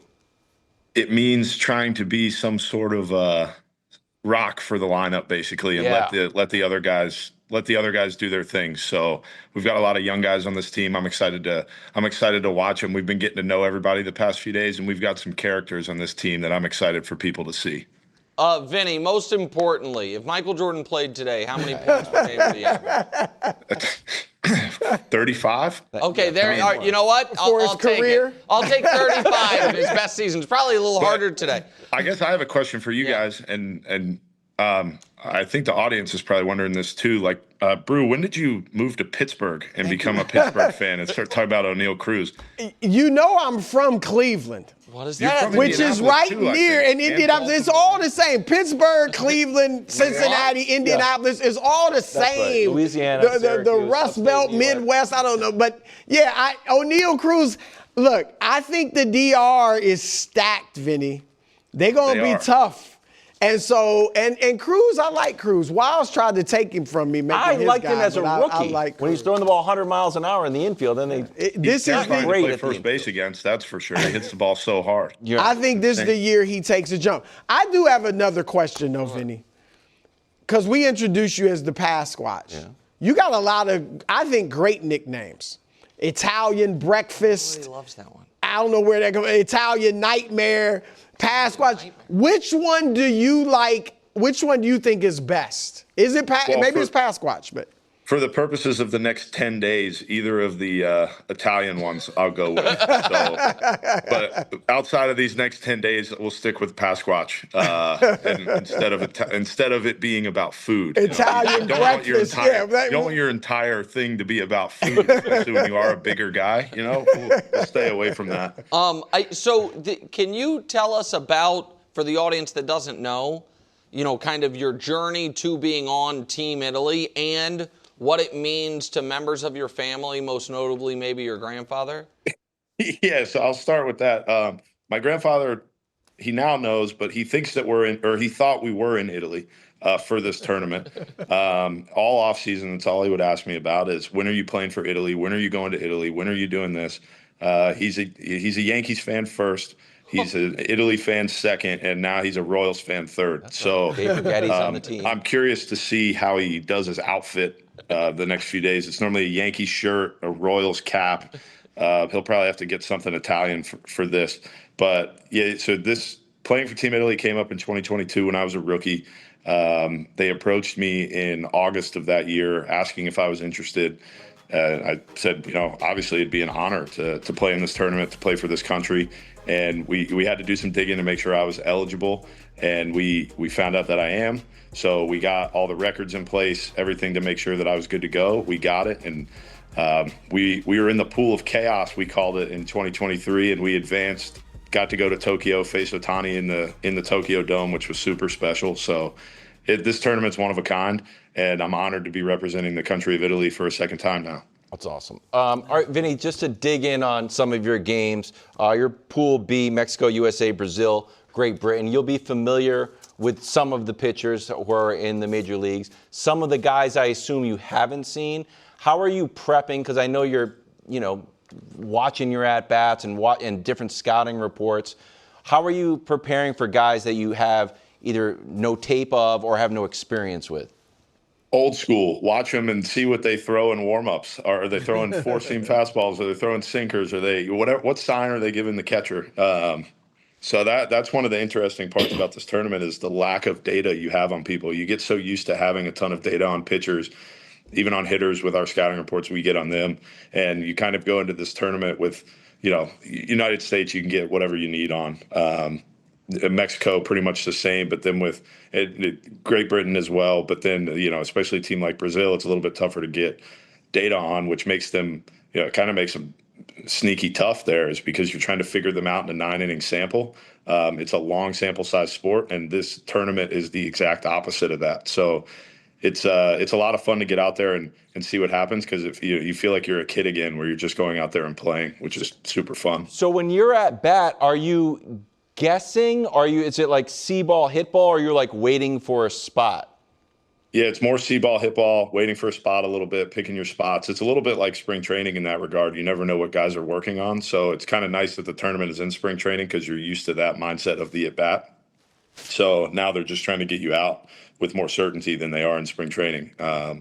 if they see a hole, they're going to exploit it early. The same thing from a hitter's side. If you see something with a pitcher, this is where all the old school guys love this tournament, because you have to be on the top step of the dugout and you have to be talking about the game the whole time to kind of what's the pitcher feel like when you're in the box, what anything like that, anything you might see. Not on screens. What New are you- generation on screens. Yeah. We love our screens. We love getting on the iPad and seeing what the stance looks like and everything. But we've got some really good coaches. Francisco Cervelli's the manager. Jorge Posada's on staff, and he's real big into talking. So talking about what's going on, different things like that. So it's an honor to play for these guys. I mean, the staff is incredible. The mustaches some of the coaches have are second. It's about as stereotypically Italian as you could get with this team. So it's really cool. Well, speaking of talking, Aaron Judge went viral for his pre-tournament speech. I think you can top him. So can you give us a sample of yours? You know what? It's not a pump up sport. I'll keep that in house. We'll keep my hype speech in house. So I don't really know why that was filmed and put out there. Puts him in a tough spot there, but I prefer my clubhouse speeches to stay with the team. So Also, sorry, do you I can't have give to do it anything in more there. Italian? Like, Yes. is there a language barrier amongst the teammates? There is a little bit, but a lot of Europeans are better at us at a lot of things, and one of them is speaking multiple languages. So most guys speak Italian, Spanish, English. But our flight last night to get here, I think we've got some videos that we're going to put out there, but we had some Italian music going, and guys were singing it full blast. It was incredible. Yeah, when those videos we wore suits, so it was a lot of Italians with the white tops with the buttons all the way down, blasting music. Wow. It was a good time. All right, I have a non-WBC question for you. Kind of tough season for your Jets. Kinda. And even worse that I became a Chiefs stan this year, and they had the season that they had. My fault. It could be. But what do you want the Jets to do with the second pick? I want them to somehow trade back to get another first next year. I don't know if it's even possible with the guys not that the guys aren't good in the top half of the draft, but I don't know if for linebackers or whatever you might get another first. I've got a galaxy brain idea for the Jets, but a lot of it involves job security for general manager and coach, and I don't know if they have that. What is it? So, What's the galaxy brain idea? Basically push to 2027 and acquire as many first-round picks as humanly possible, and march for Arch, I think is the headline. Yeah. So we'll see. Unless Kyler Murray decides he wants to throw the old football in New Jersey and find out what happens. Really? So you would want Kyler? I mean, I think that's a possibility. I think it'd be exciting. He'd move around. I don't know if that turf would be friendly to him. Yeah. But I don't think Kyler I think that's more fun than Kirk Cousins. I don't think Kyler wants to go. I would not go there if I'm Kyler, no offense. But Me either. the Jets do have, for next year's draft, their own first, the Colts first. Yeah. The better of the two firsts between the Cowboys and Packers. So to Vinny's point, if they were to trade back and get another one, they could have 4 firsts. That'd be pretty good. It's not bad. It's not bad. All right, are we still going on World do Baseball? whatever you want. All right, so you're obviously rooting for your team. You know, you had friends on Bobby Witt's on the American team. You talked about how good the DR team was. Is there any other team that has your attention or might be a sleeper squad? Ooh. I don't know. I haven't really looked around that much. I do know I got surrounded by the USA team this morning when I was trying to leave. That was intimidating. I was the last one out. We had a press conference and I still had to go shower, and they were just waiting for me outside. So got to talk to those guys a bit this morning. I'm trying to think sleeper teams. Japan. Yeah, it is somehow a sleeper. I feel like everybody's talking about United States and Dominican with how good they are, and I feel like Japan's getting. Australia looked really good last night. Maybe I'll go with Australia because of how good they looked. But other than that, I don't know. I haven't looked into it too much. That's a terrible answer. That's all right. How's Jack looked? If people don't know, Royals great young prospect Jack. I always call him Caglianone, but I don't think that's how the Italians say it. Yeah, exactly. I told you. These people said I couldn't do it, but I said I'm half Italian. I can do it. He's a Royals teammate and also on Team Italy. How's he looked? He looks amazing. He makes me feel less of a man every time he hits a ball because he hits it so hard. So I question my own abilities when he's hitting. Yeah, so to me, he looks really good, and I think he's going to have a phenomenal season. I think he could be one of the best players in the game if everything goes right for him, and he's got the mindset for it. So Nice. he's got to, just keep working hard. We've got a few young guys in Kansas City that I think are going to pop this year, but they just got to keep their head down, keep working, and hopefully it'll click for them. You guys playing in Houston, so what do you expect the atmosphere to be like there? And from your past experiences in WBC, is it any different than, how different is it from a major league game? Like the crowd, the atmosphere, all of that? Yeah, so our first 2 games against Brazil and Great Britain, they'll be okay crowds. It won't be, USA, it'll sell out every night. Mexico, it'll pretty much sell out every night. Those games are going to be crazy. Those first 2 games for us specifically, it won't be crazy crowds, but it will feel like a major league. It'll feel like a playoff game. That's what these games feel like, because every pitch matters so much. The focus is there. The coolest part about the tournament is you score a run and the whole team kind of leaves the dugout in excitement, which I think is fun. So it's more like a college atmosphere in that way. But these games are intense. Every pitch means everything. And teams are short on pitching for this tournament just because the teams that pay you are a little bit tighter with how you get used in this tournament. So games can get long because you got to go to different bullpen arms, and if somebody doesn't have it that night, you might see a few walks, whatever it is. But these games are so important just because anything could happen. Run differential matters, so everything matters in this tournament in such a short sample. And like I said, it's not a short sample sport, so crazy things can happen. Short on pitching and run differential mattering is a recipe. It's crazy. In 2023, we played the Netherlands in the final game of the tournament, and we knew we had to score more than 6 runs, but couldn't give up more than 4, but also had to win by like 5. It was just to advance. It was crazy. You start blasting but we did the it. team. They put a poor position player in there. Wow. No, we're not letting up. All right, Vinny, well, thank you very much. Best of luck, World Baseball Classic. We'll have you on before opening day, maybe? Yeah, absolutely. Royals. And we might be going to Kansas City at some point. Yeah. World Cup. And Very welcome. You're very welcome in Kansas City. And they moved the fences in. We didn't even talk about Oh, moving yeah, the we didn't fences talk about in. He's going to have 40 bombs. Yeah. Yeah. Get more fans into the stadium. Yes. Right there on top Well, of the... we need more room. We need more room so we can get more fans. Sold out. Exactly right. I agree with that. I'll be there in the outfield by the fountains. I've always liked that. All right, Vinny, thank you very much. Best of luck. Brother. See ya. Thank you, bro. Thanks, guys. More first things first. Tomorrow, it's the tastiest segment in all of sports. It's Title Pie. We need the pie, Dust. It's just a lonely KW graphic. is the worst. We need something. KW. We might not need the pie. We need something. And then demands It didn't work. It didn't work. Pie would be Hey, you great. got to break a few eggs to make a pie. Oh, so you're going to do top Also, five? Brews MVP Yeah, I'll do it. ballot. How you And gonna right do that now, tomorrow? it's Who's doing title pie tomorrow? no, he's here tomorrow. Are you not here? He's not you're here gone tomorrow. again. I think Danny's doing it. Oh. Yeah. Take of the Danny, day. you need a pie. Bring a Take pie. of the day. This is exciting. Mississippi Second mud. take of the day. Jayson Tatum might make his debut against the Mavericks. We discussed it earlier in the show, I know what it is. and it delivered the take of the day. That's why I knew Bam! he did it. I am picking the 'Cause Boston he was Celtics thinking to picking win the NBA championship. It is a phenomenal take, deserving of take of the day. Thank you. And I'm shocked that you said it. You know what? America is slower than I would like, learning about me.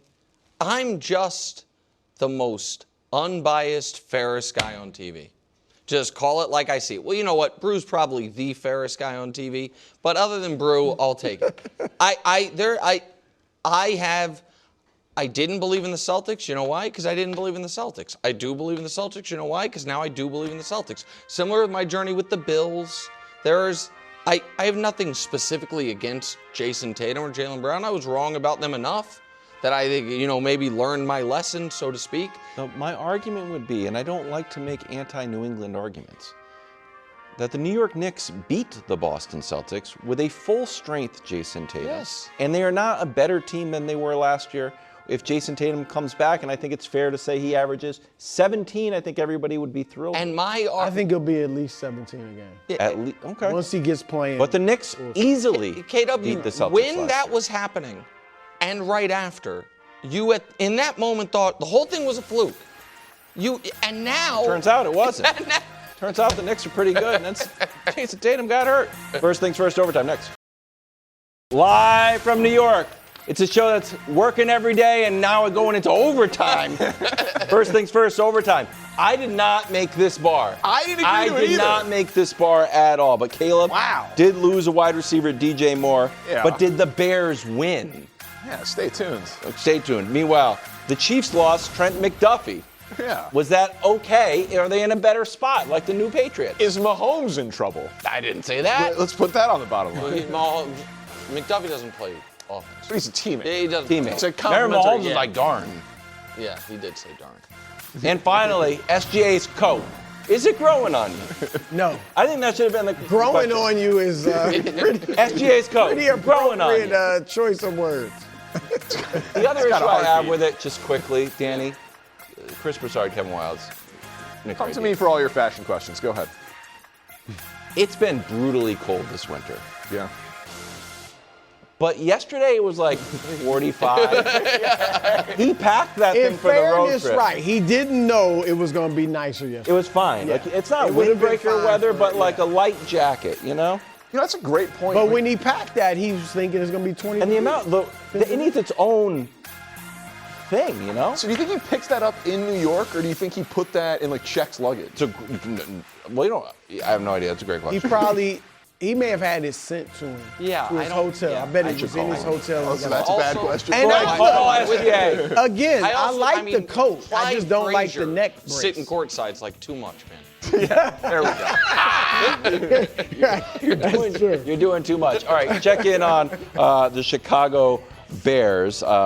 Last pass of the year wasn't great, Caleb to DJ Moore, but there were some excellent highlights. Call it like it was a pick. Well, I know. Nick and Danny both hate picks at the end of games. Except when Caleb does. When Caleb does Well, it, yeah, it's they amazing. took it. It was someone else's fault. All They right. praised it. Caleb this season when targeting DJ Moore, Danny, second in completions, third in passing yards, first in touchdowns, 6. Passer rating of 102, it's his third best. Nothing to shake a stick at. But now he's in Buffalo. What's this mean for your guy, Caleb? I think this day the season ended, I said I expected DJ Moore to be done with the Bears. So I think Caleb clearly more plugged in than I am. Like he's been expecting this. This was pretty telegraphed based on, yes, some of it was relationship based, but I think that was really overblown. I think it's young quarterback coming into the league, 2 systems in 2 years. He gets drafted with his friend, Rome Odunze, so they have the better chemistry at the beginning. Yeah. And then Ben Johnson comes in. They draft Burden and Loveland. Those guys, like Loveland is Ben Johnson's first pick, so he's a focal point early. And DJ Moore, just for whatever, still good, still talented, still tough, still had big moments, but he got a little lost in the shuffle in terms of chemistry with Caleb.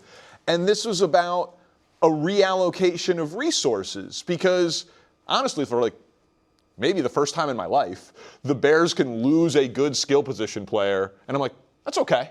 They're one of 2 teams in the league that had 4 guys catch over 600 yards last year, and the other 3, Loveland, Burden, and Odunze, are all first or second year players. They're basically the same age as Caleb. But they have huge holes elsewhere on the team. Center, defensive tackle, maybe linebacker, certainly D-end. But this trade, and we'll show what they all of a sudden have, and some of this is, you did not want Drew Dahlman to retire. We hope he's okay, but it did free up some cap space. They're now a middle-of-the-pack team in cap space, expected to get more when they move on from Tremaine Edmonds. And they've got 4 picks in the top 90 of this draft. So if I'm Caleb, I turn on the alerts on my phone and I get ready to see what's next. Like, they're going to be wheeling and dealing both with the free agency and with the draft in 50 days. This team is not. Cap space 17 million doesn't really No, but I know, but it's raise my eyebrows. I get it, but I'm saying it's middle of the pack, and Tremaine Edmonds is about to move or get restructured. Like that number's only going up. Okay. So they do have. I think it's like 16th in the league. Correct. So I know it doesn't sound like a ton, but there's a lot of teams that are their cap space right now is like they just got cap compliant. They have like Right. 400 Yeah. grand. There's You a can handful move of stuff teams that have around. huge money, but then it's more like that. And this move, part of it is the second round pick, and part of it is now they have cap space. Like today they can be a lot more aggressive in free agency on Monday than they were before this trade. So you said 4 picks in the top 90. You have picks 25 and 57 are your own. Yeah, Pick but then 60 you Bills. got from the Bills. Would you trade those 3 picks for Max Crosby? A first and 2 late seconds for Max Crosby, and then use free agency to try to either sign Linderbaum or address your offensive line elsewhere. Like that, to me, is would I trade a first, a second, and DJ Moore for Max Crosby? That feels like probably, whether you do it or not, about what the price is going to be, right? That it's going to be something like that. Yeah. Is that business you think they should do?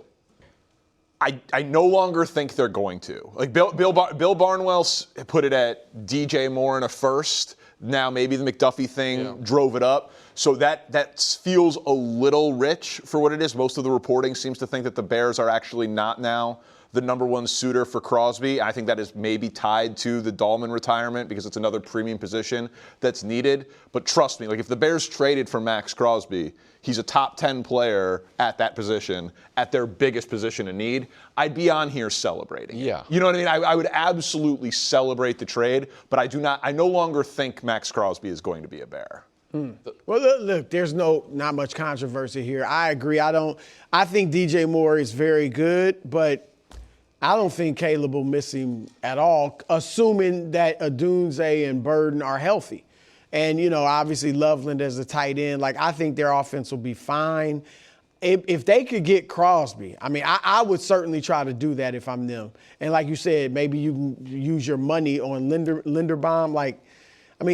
This was a great move. We'll get to the Bills, but a great move for both teams. So they couldn't have done this because he has, the $24 million this is freeing up was guaranteed. It only moves off your books if you trade him, not if you cut him.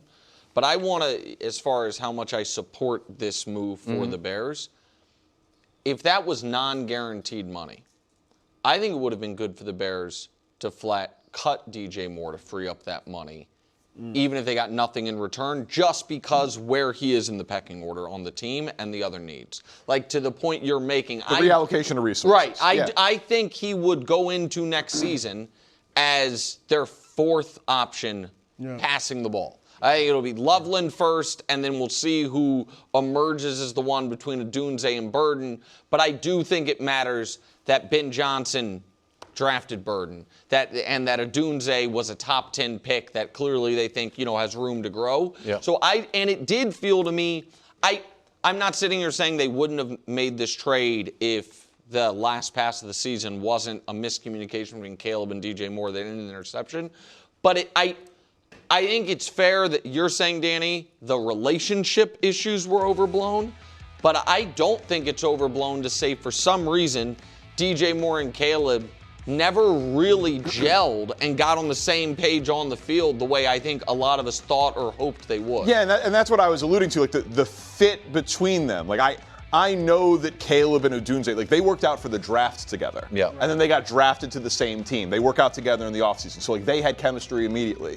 Then a new offense comes in, and they really did a lot to get Loveland up to speed because it was Ben Johnson's first pick. So, kind of Loveland jumped DJ Moore. Burden was hurt last year in training camp, but then he came on so strong at the end that he just, for whatever reason, he was never Caleb's number one guy, and I think those things that I just said were the biggest reason. Well, and he probably wouldn't have been happy, understandably. If as the 4th option, he's still, I think, in his prime, less than 30 years old. He probably wouldn't have been happy. When he had the game winner against Green Bay in the regular season, he got the game ball at the end. He was like, it's about time. And that was late in the year. DJ Moore was just really frustrated with his role in the offense. He didn't dislike Caleb. He just thought he should have gotten the ball more. All right, well, it might be a win-win. We'll go to Buffalo, where Josh Allen's got a new coach and a new number 1.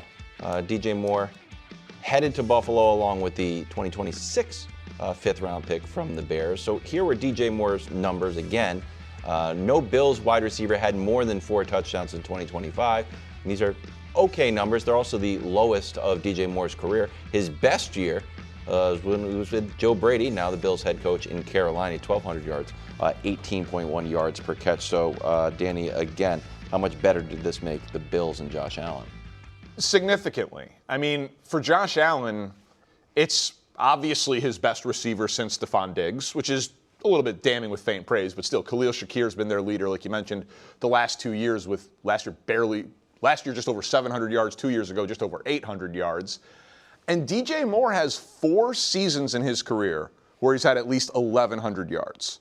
The principal quarterback in those 4 seasons are Justin Fields, Kyle Allen, Teddy Bridgewater, and Carolina's version of Sam Darnold. So, like, if he is the number 1 option in a high-volume passing attack, because he was not the number 1 option for the Bears in Ben Johnson's offense for the reasons we just talked about. But assuming he goes back to that in Buffalo, and it's with Josh Allen, I mean, he's 3 years younger than Stephon Diggs and the same age as A.J. Brown. Like, it's on the board that DJ Moore is a top 10 receiver in football for Buffalo next year. That's absolutely in play. No, I love it for the Bills. And I think, look, A.J. Brown, I would have saluted that. But, you know, the possibility of distractions comes along with A.J. Brown. Mike Evans, I would have been fine with that. Much older. But his age, yes. Is he still even in his prime? Is he still a number 1 guy? Those are legitimate questions. None of that, I don't think, exists with DJ Moore. Like, we know he can produce. I still think he's in his prime. He's going to be 29 years old next season. The money is not bad. He's locked up till 2029. The money's like $24 million a year. Like, I think he will be a very good number 1 for them. I think it's comparable. They're different types of players, but like an Amari Cooper. You know, when he went to Dallas or something like that. Oh, when he went to Dallas. Yeah, no, not now. But like that type of level of, you know, you're not getting Justin Jefferson or anything like that, but you're getting a legit number 1 guy that can help you and be productive. I think that all makes sense, and I think the Bills, it was incumbent upon Brandon Beane to, and he, by the way, should call, what was that radio show? Jimmy and Joe? The show on WGR? Yeah. That he called. Yeah, remember he called him and yelled at him? Because they were we like, led the league in points. Receivers. Why do I need receivers? So he should have called them and been like, sorry, fellas, you guys were right. And then incumbent on him to do something in this position before free agency opens, or else you're just a little over a barrel when it comes to, are we going to have to overpay for Alec Pierce? Are we going to, make a desperation overpay trade for Brian Thomas Jr., like where teams or agents can really hold you in negotiation, because you can't then be like, all right, we have the 26th pick of the draft. We'll just hope that a receiver that we believe can step in as a number 1 as a rookie is going to be there. But what I will say is, like, I have a Bills concern and a DJ Moore concern. The Bills concern is just, when you have not broken through and you are trying, through fighting and clawing, it really hurts to miss on Keon Coleman. I'm not sure they've missed. Well, they are. They are. I mean, they're sure. So far. The same Joe Brady said me becoming the head coach is the best thing that could happen to Keon Coleman. Maybe it was damage control, but we've seen guys sort of not pop their rookie year and then. But this was his rookie year and his sophomore year. Year 3 wide receiver. Yeah. So, but I mean, I think that if we just did where DJ Moore would have been in the Bears pecking order, Keon right now, as far as pass catchers, is number 6 on the Bills pecking order. And so, like, I think that, I just think cut that him. I think teams would take a flyer on him. So maybe they definitely would. Oh, I'm not saying I don't think this means he's done there or anything like that. I don't think it means he's done as a player, but I think that the idea that the Bills are going to, in 5 years, be like, that was a good pick, I think that's done. He's not going to have the opportunity. The problem is, if Keon Coleman drops his first ball, it's just a disaster. Or if he oversleeps one more meeting, like those. You can't do that anymore. But then the other thing I just want to say to the group real quick, just throw it out there. It is, at least typically for receivers, if it's like, hey, the production was here, and then it went here, and then it went here, we would say, oh, you know what I mean? They're on the downside. Nobody seems to be saying that about DJ Moore. Mm-mm. He was 1,300 yards his first year in Chicago with Justin Fields. He was, 800 Caleb's rookie year, and 600 last year. and nobody is even a little concerned. Part of that is for some reason, you know what I mean, he peaked early and instantly, and that he's not the same player. Like, that would be, I'm not even saying I believe that, but I'm saying I think it's a valid, at least small concern when you're seeing the production drop like that in his late 20s. That's all I would say. I just think he's going to get a lot higher volume this year from a really talented quarterback. 50 catches on 85 targets, though, is not. You'd like a little higher catch percentage? I don't know. How were the balls? From Caleb? Yeah. Awesome. Right on target. right in the numbers. We never talked about his check it on the percentage. Cowboys. Jerry Jones said he was going to break the budget in free agency, and it was music to Dak's ears. Take a listen. We got a coach in the second year. We know we had some ups and downs and shined some good moments last year, and this is the year that you make a big jump, and getting big time players who can help immediately is a key part of that. Danny, quickly, I'm gonna take a quick sidebar.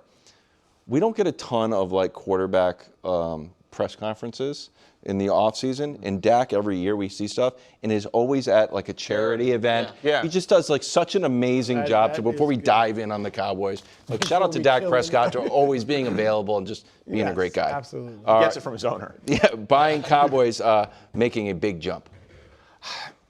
So, as a team, maybe, but like, I want to react to the Jerry part of it first because, like, it's such a low bar to clear when Jerry's like, I'm going to spend more than I've spent. They haven't been a top 10 spender in free agency since 2012.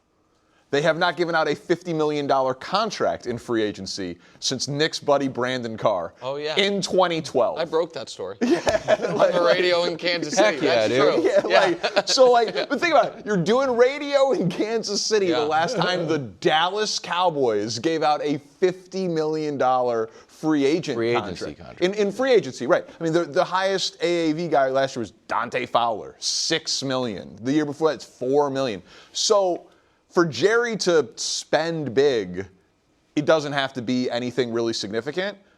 Having said that, if they hit on the 12th and 20th pick of the draft and Jerry actually does what he's saying and they sign Trey Hendrickson or trade for Max Crosby, like, yeah, of course they can take a huge jump. Like they do have a great offense. Yeah. Their coach looks good, and they do have a lot of ammo this offseason to add. So, like, say they had the draft that the Rams had a couple years ago when they hit on Jared Verse and Brandon Fisk with their first two picks. And the year before, the Rams hit on some guys. Right, and just like remade their defensive line in one offseason. Like, if they do that, now that is a And they draft well, though. They're a good draft. Right, but and now listen, that's a huge if to apply that amazing Rams draft to this team and say it. But like they do have the ammo to do it if Jerry actually lives up to what he's saying. Well, here's the thing. First of all, Dak, you're right, great guy.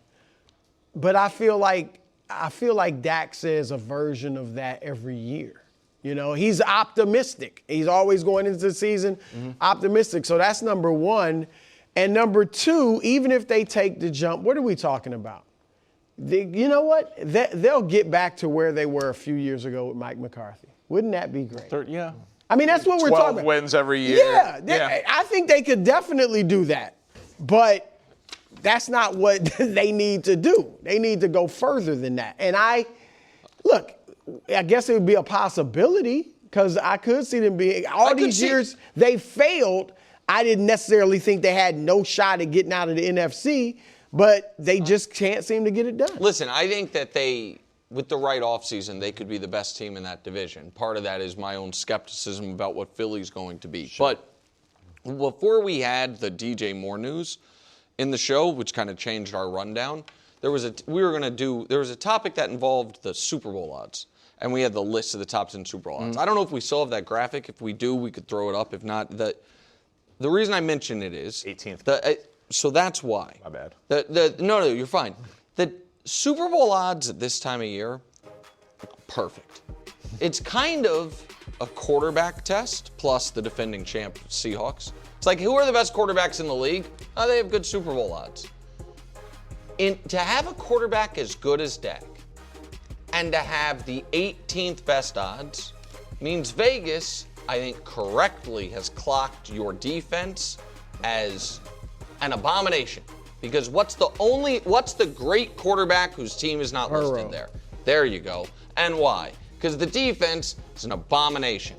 And so in order for them to make a big jump, Danny's right, they have to draft, they need an entirely new secondary almost. They also need at least one edge rusher. They also need they need everything on defense except for Quinnen Williams' spots, Overshown's spot. Yeah, they have one safety. And so they need to, earmuffs Wilds, sign Trey Hendrickson and draft defense at 12 and draft defense at 20 and have them be impactful. Because I agree with Danny's overall point historically, and Bruce as well. The Cowboys offense with Dak Prescott humps. You know what I mean? The playoff struggles, set that aside. That offense clicks and scores points.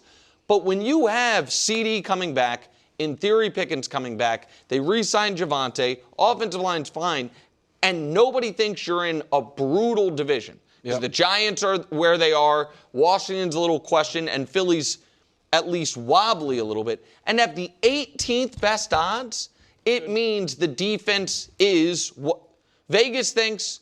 They had the worst defense in the league last year, which they did, that they might have that again. And that's the only way to make the jump. It won't be about Dak. Right. Defense wins championships, what he's trying to say. Took a long time. Great job putting the Super Bowl odds up. That was good, Hobbs. You're on your A game. Quick episode of Frenemies. Why is it quick? Why is it quick? Well, because you're going on vacation. Like us, you're going on vacation. Happy Frenemies Thursday here on the OT. It's been a while since we've done this. That's true. A couple dark weeks, and now you're going on vacation again. You deserve it. Nick, I'm in this seat. It just felt appropriate. All right, so your Chiefs trade away Trent McDuffie to the Rams. You're, of course, happy with the picks and the return and all things Chiefs. But if we take a look at the Super Bowl odds, post-trade, the Rams have become the favorite. Yes. So obviously the odds makers liking the addition for Les Snead, Sean McVay, Matt Stafford, and the Rams. Does the fact that the Rams are the Super Bowl favorites after the McDuffie trade at all change your opinion on losing McDuffie? No, listen, because I think this was a definitive win for the Rams. Like, it does not mean it was a loss for the Chiefs, even though losing McDuffie is a loss. But it doesn't mean they lost the trade. They're worse today. Right, but I want to make this part very clear. I think the Rams might be the only team in the league that could give up what they gave up for McDuffie, and I would support it. The giving up the 29th pick, a third, a fifth, and a sixth, and the reporting of they're going to make him the highest paid corner in the football. If any other team did it, I might call it irresponsible. The Rams are unique for two reasons. One is they're the only team that has a legitimate chance to win the Super Bowl with a really old quarterback. So the window is the 38-year-old Stafford pieces, obviously. It's the end of Breeze in New Orleans, or like where you should definitely go all in. And the other one is the only thing the Rams seem as an organization to do poorly is draft secondary pieces.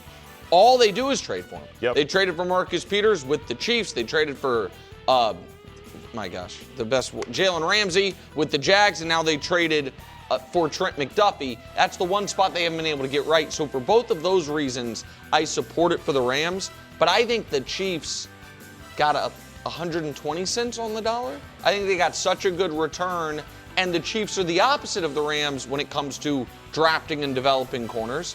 Jalen Watson was the same draft class as McDuffie's 7th-round pick. He started alongside him the whole time. They do really, really good at drafting and developing that position. So I actually think all of that is fair. The piece on the Chiefs side, I think McDuffie is really good. Yes. And I think the reporting is also that the Rams intend and believe that he can play more outside. That he is not just a nickel corner, not that just nickel is a bad thing, because it's a super valuable position. And so losing a premium player at a premium position that one of the best organizations in football deems is worth that cost, even if you also are a premium organization with a premium GM, it would give me pause. And when you're talking about, I was just looking at your top cap hits for next year. Chris Jones at $44 million, that's high. Mahomes 2, Trey Smith 3. You like all those guys. Nick Bolton, Jalen Moore, Creed Humphrey, Karlaftis, Fulton. Obviously, Creed Humphrey is excellent. I feel like you'd like to have Trent McDuffie's name in there instead of a couple of other of these guys. Well, but so two things. One is, right now, last offseason, they signed Bolton and Karlaftis. 1 year in, those contracts don't look great. Right. I think Karlaftis had a down year. Bolton seems to be a guy that Spags, says we have to have. I don't see it quite the way he does, but I give him the benefit of the doubt. I don't know that I agree with you. This is a premium position.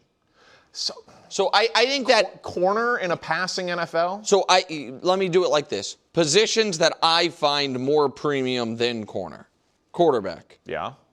pass rusher, so edge rusher, Sure. 2. so edge rusher 2, left tackle 3, wide receiver 4, D tackle 5. Oh, okay. Well, and I mean, but by the way, the money supports me on that. the franchise tag value, but there's also And so I don't think it's, safety or guard or off-ball linebacker, but I think corner is kind of the mesh point between the premium positions and the non-premium positions.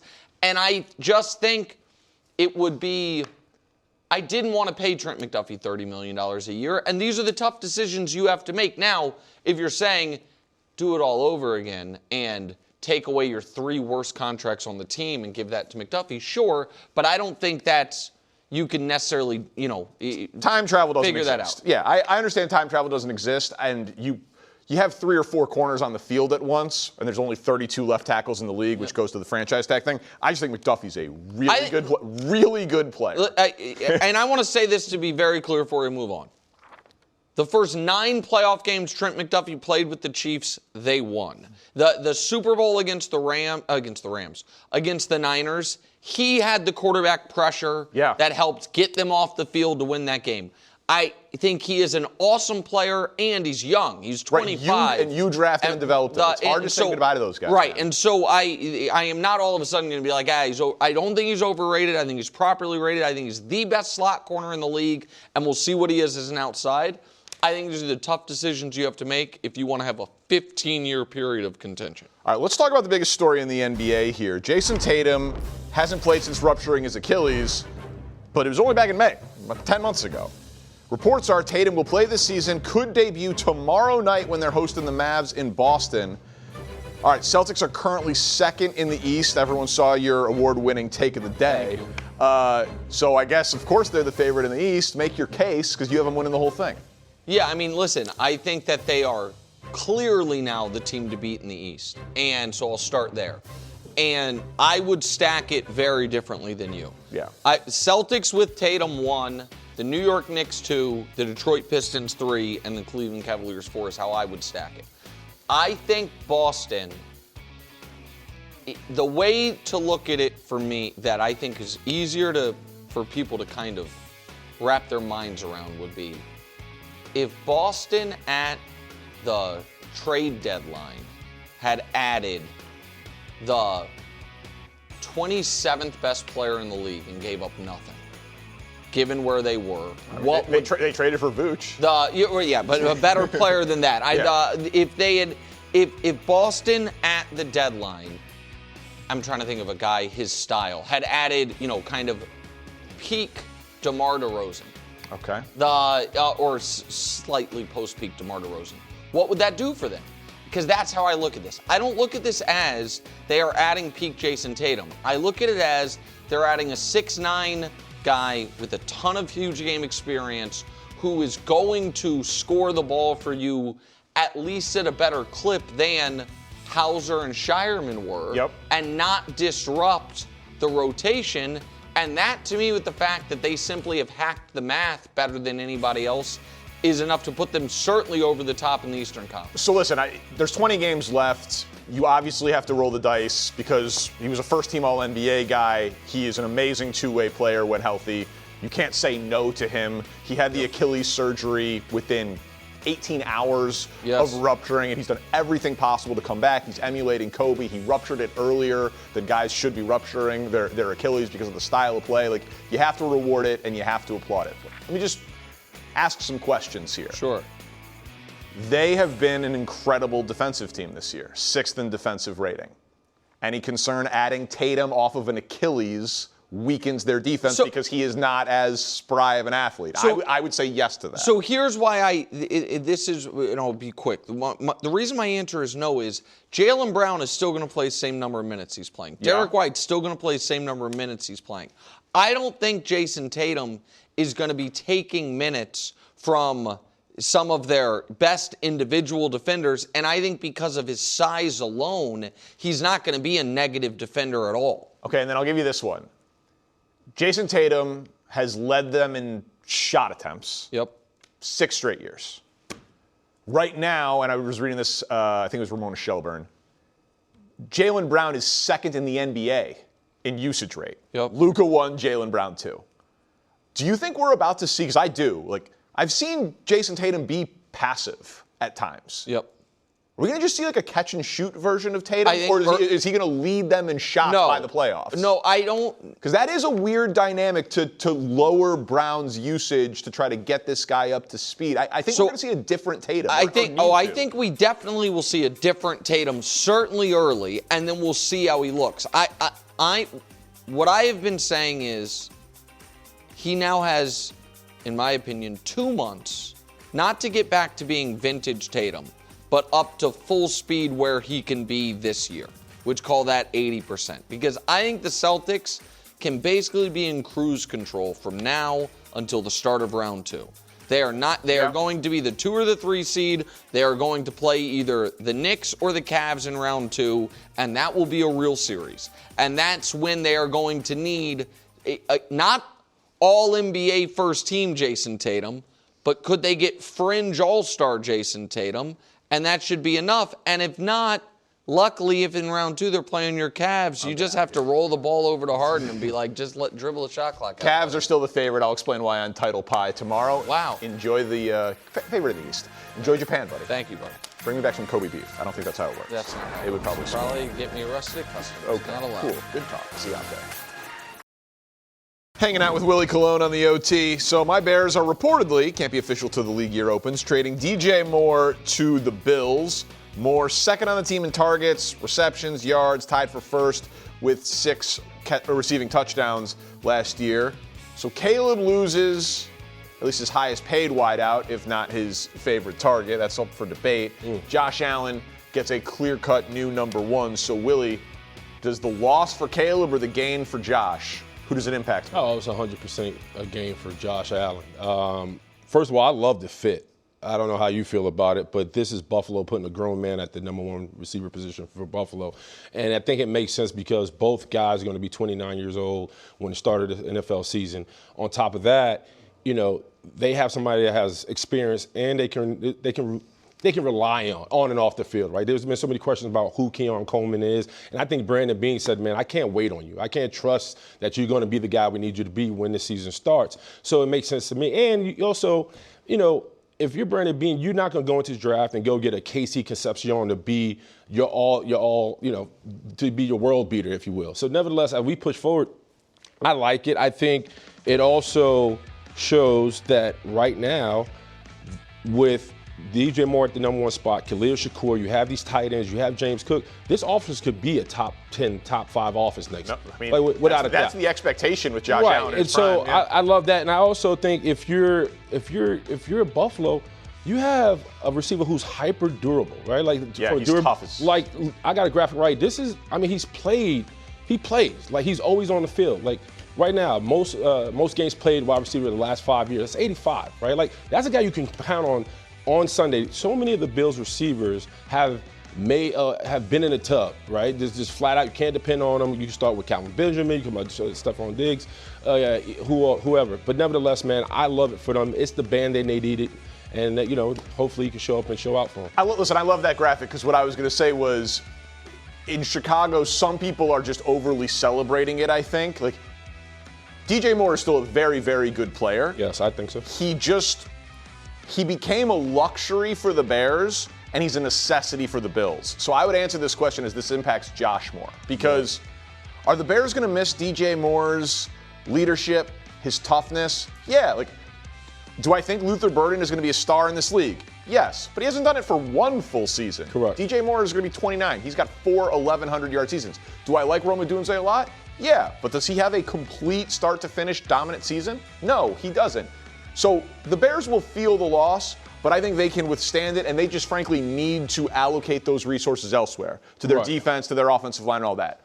Josh Allen needs a number one. 100%. He needs one. Yeah. He needs a guy who can line up outside, who can run the full route tree, who will be there every game, who will go over the middle, and is better than Keon Coleman and Khalil Shakir, and it presents more of a challenge for defenses than tight ends do just because of the routes that they run. Like this was, if it wasn't going to be DJ Moore, we've been talking about it. Like, were they going to win the bidding war for Alec Pierce? Were they going to try to make a different aggressive trade for A.J. Brown? Like, we have been talking about Josh Allen getting a number one. Now he has one. Well, I think the only issue I think Bills fans have is the compensation, right? They paid a lot.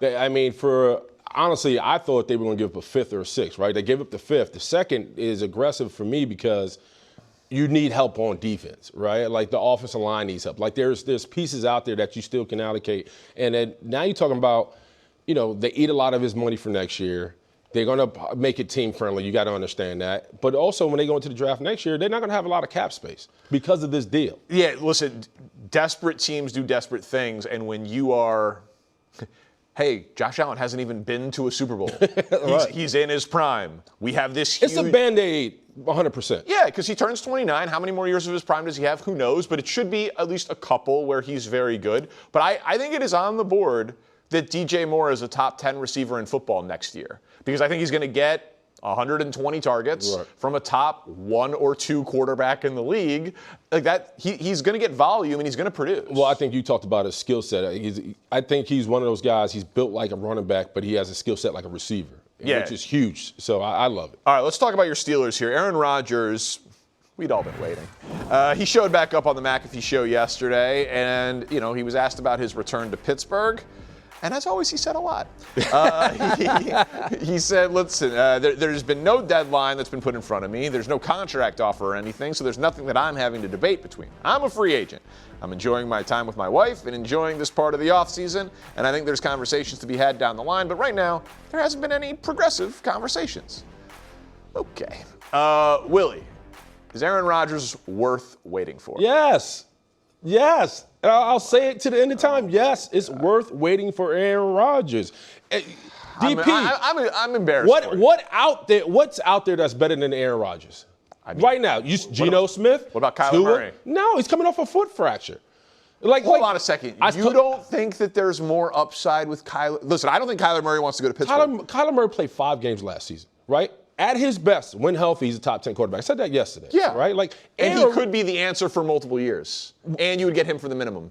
Right, but you know what Aaron Rodgers did for the Pittsburgh Steelers? He fixed a broken system, right? You talk about DK Metcalf, Jonnu Smith not having a run game, an offensive line that they had questions about going into the season. He erased all of that, right? Wait a minute. He did exactly what you've done before, which is be okay to a little bit above average in the regular season and then lose in the postseason. No. Don't get it twisted. If Aaron Rodgers isn't the quarterback for the Pittsburgh Steelers, they don't make the playoffs. Like that's the difference. You put anybody other than Aaron Rodgers in that position with that offense, it's a no-go for anybody. Not anybody other than Aaron Rodgers. But you know what I'm saying. There are better quarterbacks than Aaron Rodgers at 41, 42 years old. And against playoff teams last year, against the good teams, the teams that you want that 7th trophy? That looked like I don't care. That looked like a guy who's ready to give it to you? Listen, I'll say this to the end of time. I'd rather have a shot and a place at the table than not have a shot at all. I know. And so we disagree on that. If you feel like you know how the story starts and you know how it ends, fine. I think the Pittsburgh Steelers are more than capable to go into this this free agency and say, hey, we got DK, we let go of Jonnu. We can now look at Aaron Rodgers if he agrees to come back and say, hey, you know what, Christian Kirk, we need a number 2. Right. What's up? If you're Tyreek Hill, you know what's up? Hey, man, you want a resurgence? Why not make it with Aaron Rodgers? If you're Mike Evans and you feel like you got 1 or 2 years and you want to make it, you want to have a shot with a legit outfit led by Aaron Rodgers, let's do it. If Aaron Rodgers isn't your quarterback, there's nobody in the free agent market at receiver that wants to play for the Pittsburgh Steelers. Do you believe that the Pittsburgh Steelers haven't offered Aaron Rodgers a contract? Because he's like, they haven't offered me one. I think the Steelers, it's wild because I heard that too. I'm just like, well, it feels like a technicality. That's all it is. It feels like a turn of phrase. You can tell they definitely had a conversation. I think I know Omar Khan personally. He's very to your face. Like, he's going to express. Like, he can be coy with the media, but he's not in conversation when you're one-on-one. He'll tell you exactly what it means and the direction he wants to go in. But, like, Aaron knows what's on the table. So the Steelers said they were going to wait a month. It's certainly been that. Free agency opens, on Monday. Mike McCarthy says they want Aaron Rodgers back. Aaron Rodgers is apparently working out and open to playing. Right. So if you're retired, you're not working out. You're on a boat somewhere in the Bahamas. But so I don't understand. What don't you understand?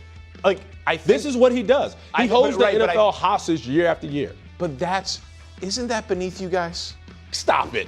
It's embarrassing. It's not beneath you when you know the product you're getting. You know what you're getting out of Aaron Rodgers. You know what he fixed. You know how much deficiencies and holes he covered up in your office. They don't have an answer. Do you want Mike McCarthy, your first time in the seat, not as a head coach, but for the Pittsburgh Steelers, to have a bad start, right? It would be a bad start with Will Howard. If you want momentum, and when you want a guy with somebody you had success with, history with, you want a Super Bowl with, you wait around. An eternity ago, a Super Bowl doesn't win? matter. It's a Super Bowl win? That was over 15 years ago. Is it not on his resume? Do we not talk about Mike McCarthy being a Super Bowl winner? Okay, yeah, if Mike McCarthy and Aaron Rodgers, if you're getting 2010 Aaron Rodgers, then I would wait till opening day. I don't think that is happening. This coat let your Knicks completely off the hook. That's what I'm going to say it right now. Completely off the hook. Are you that wild by the coat? Are you not? I think I've seen that. What? All right, we end today talking the game of the night. People are saying maybe a finals preview. I know you're certainly hoping for that. Yeah. Willie, as a Knicks fan, SGA drops 26 in the Garden, 3-point game. Congrats on your cover for the Knicks. Fashion, though, after the game, quite a statement from SGA. An understated coat for 45, 50 degrees in New York City. Let's just take a listen to the description. The people are really curious about this coat that you're wearing. I don't know if you're wearing gatekeeper, want to share with people. Yeah, I'm a gatekeeper. Yeah, thank you. Y'all have a good night. Let the fashion make its own statement, I guess. Let the coat do the talking. He doesn't have to talk about it. Willie, this is a very serious question. I guess. I went to journalism school. My parents are very proud. I'm proud of you, too. Thank you. Bigger story, the Knicks loss or SGA's coat? This is exhausting. It's a tough question. It's a bit. For me, as a Knicks fan, the Knicks broke my heart last night because they needed another statement. It's the coat. Oh. Dude. Oh. It actually works for you. It really does. It works for you. I have beautiful eyes. It covers up everything else. This is great. Who knows? Maybe I'm muscular underneath there. Come on. I got biceps under there. You know who pulls off a better coat? Deion Sanders. Prime time. Get out of here. Can we get Prime? Get out of here. Nobody rocks a fur coat like Prime. Get out of here. Prime pick. No.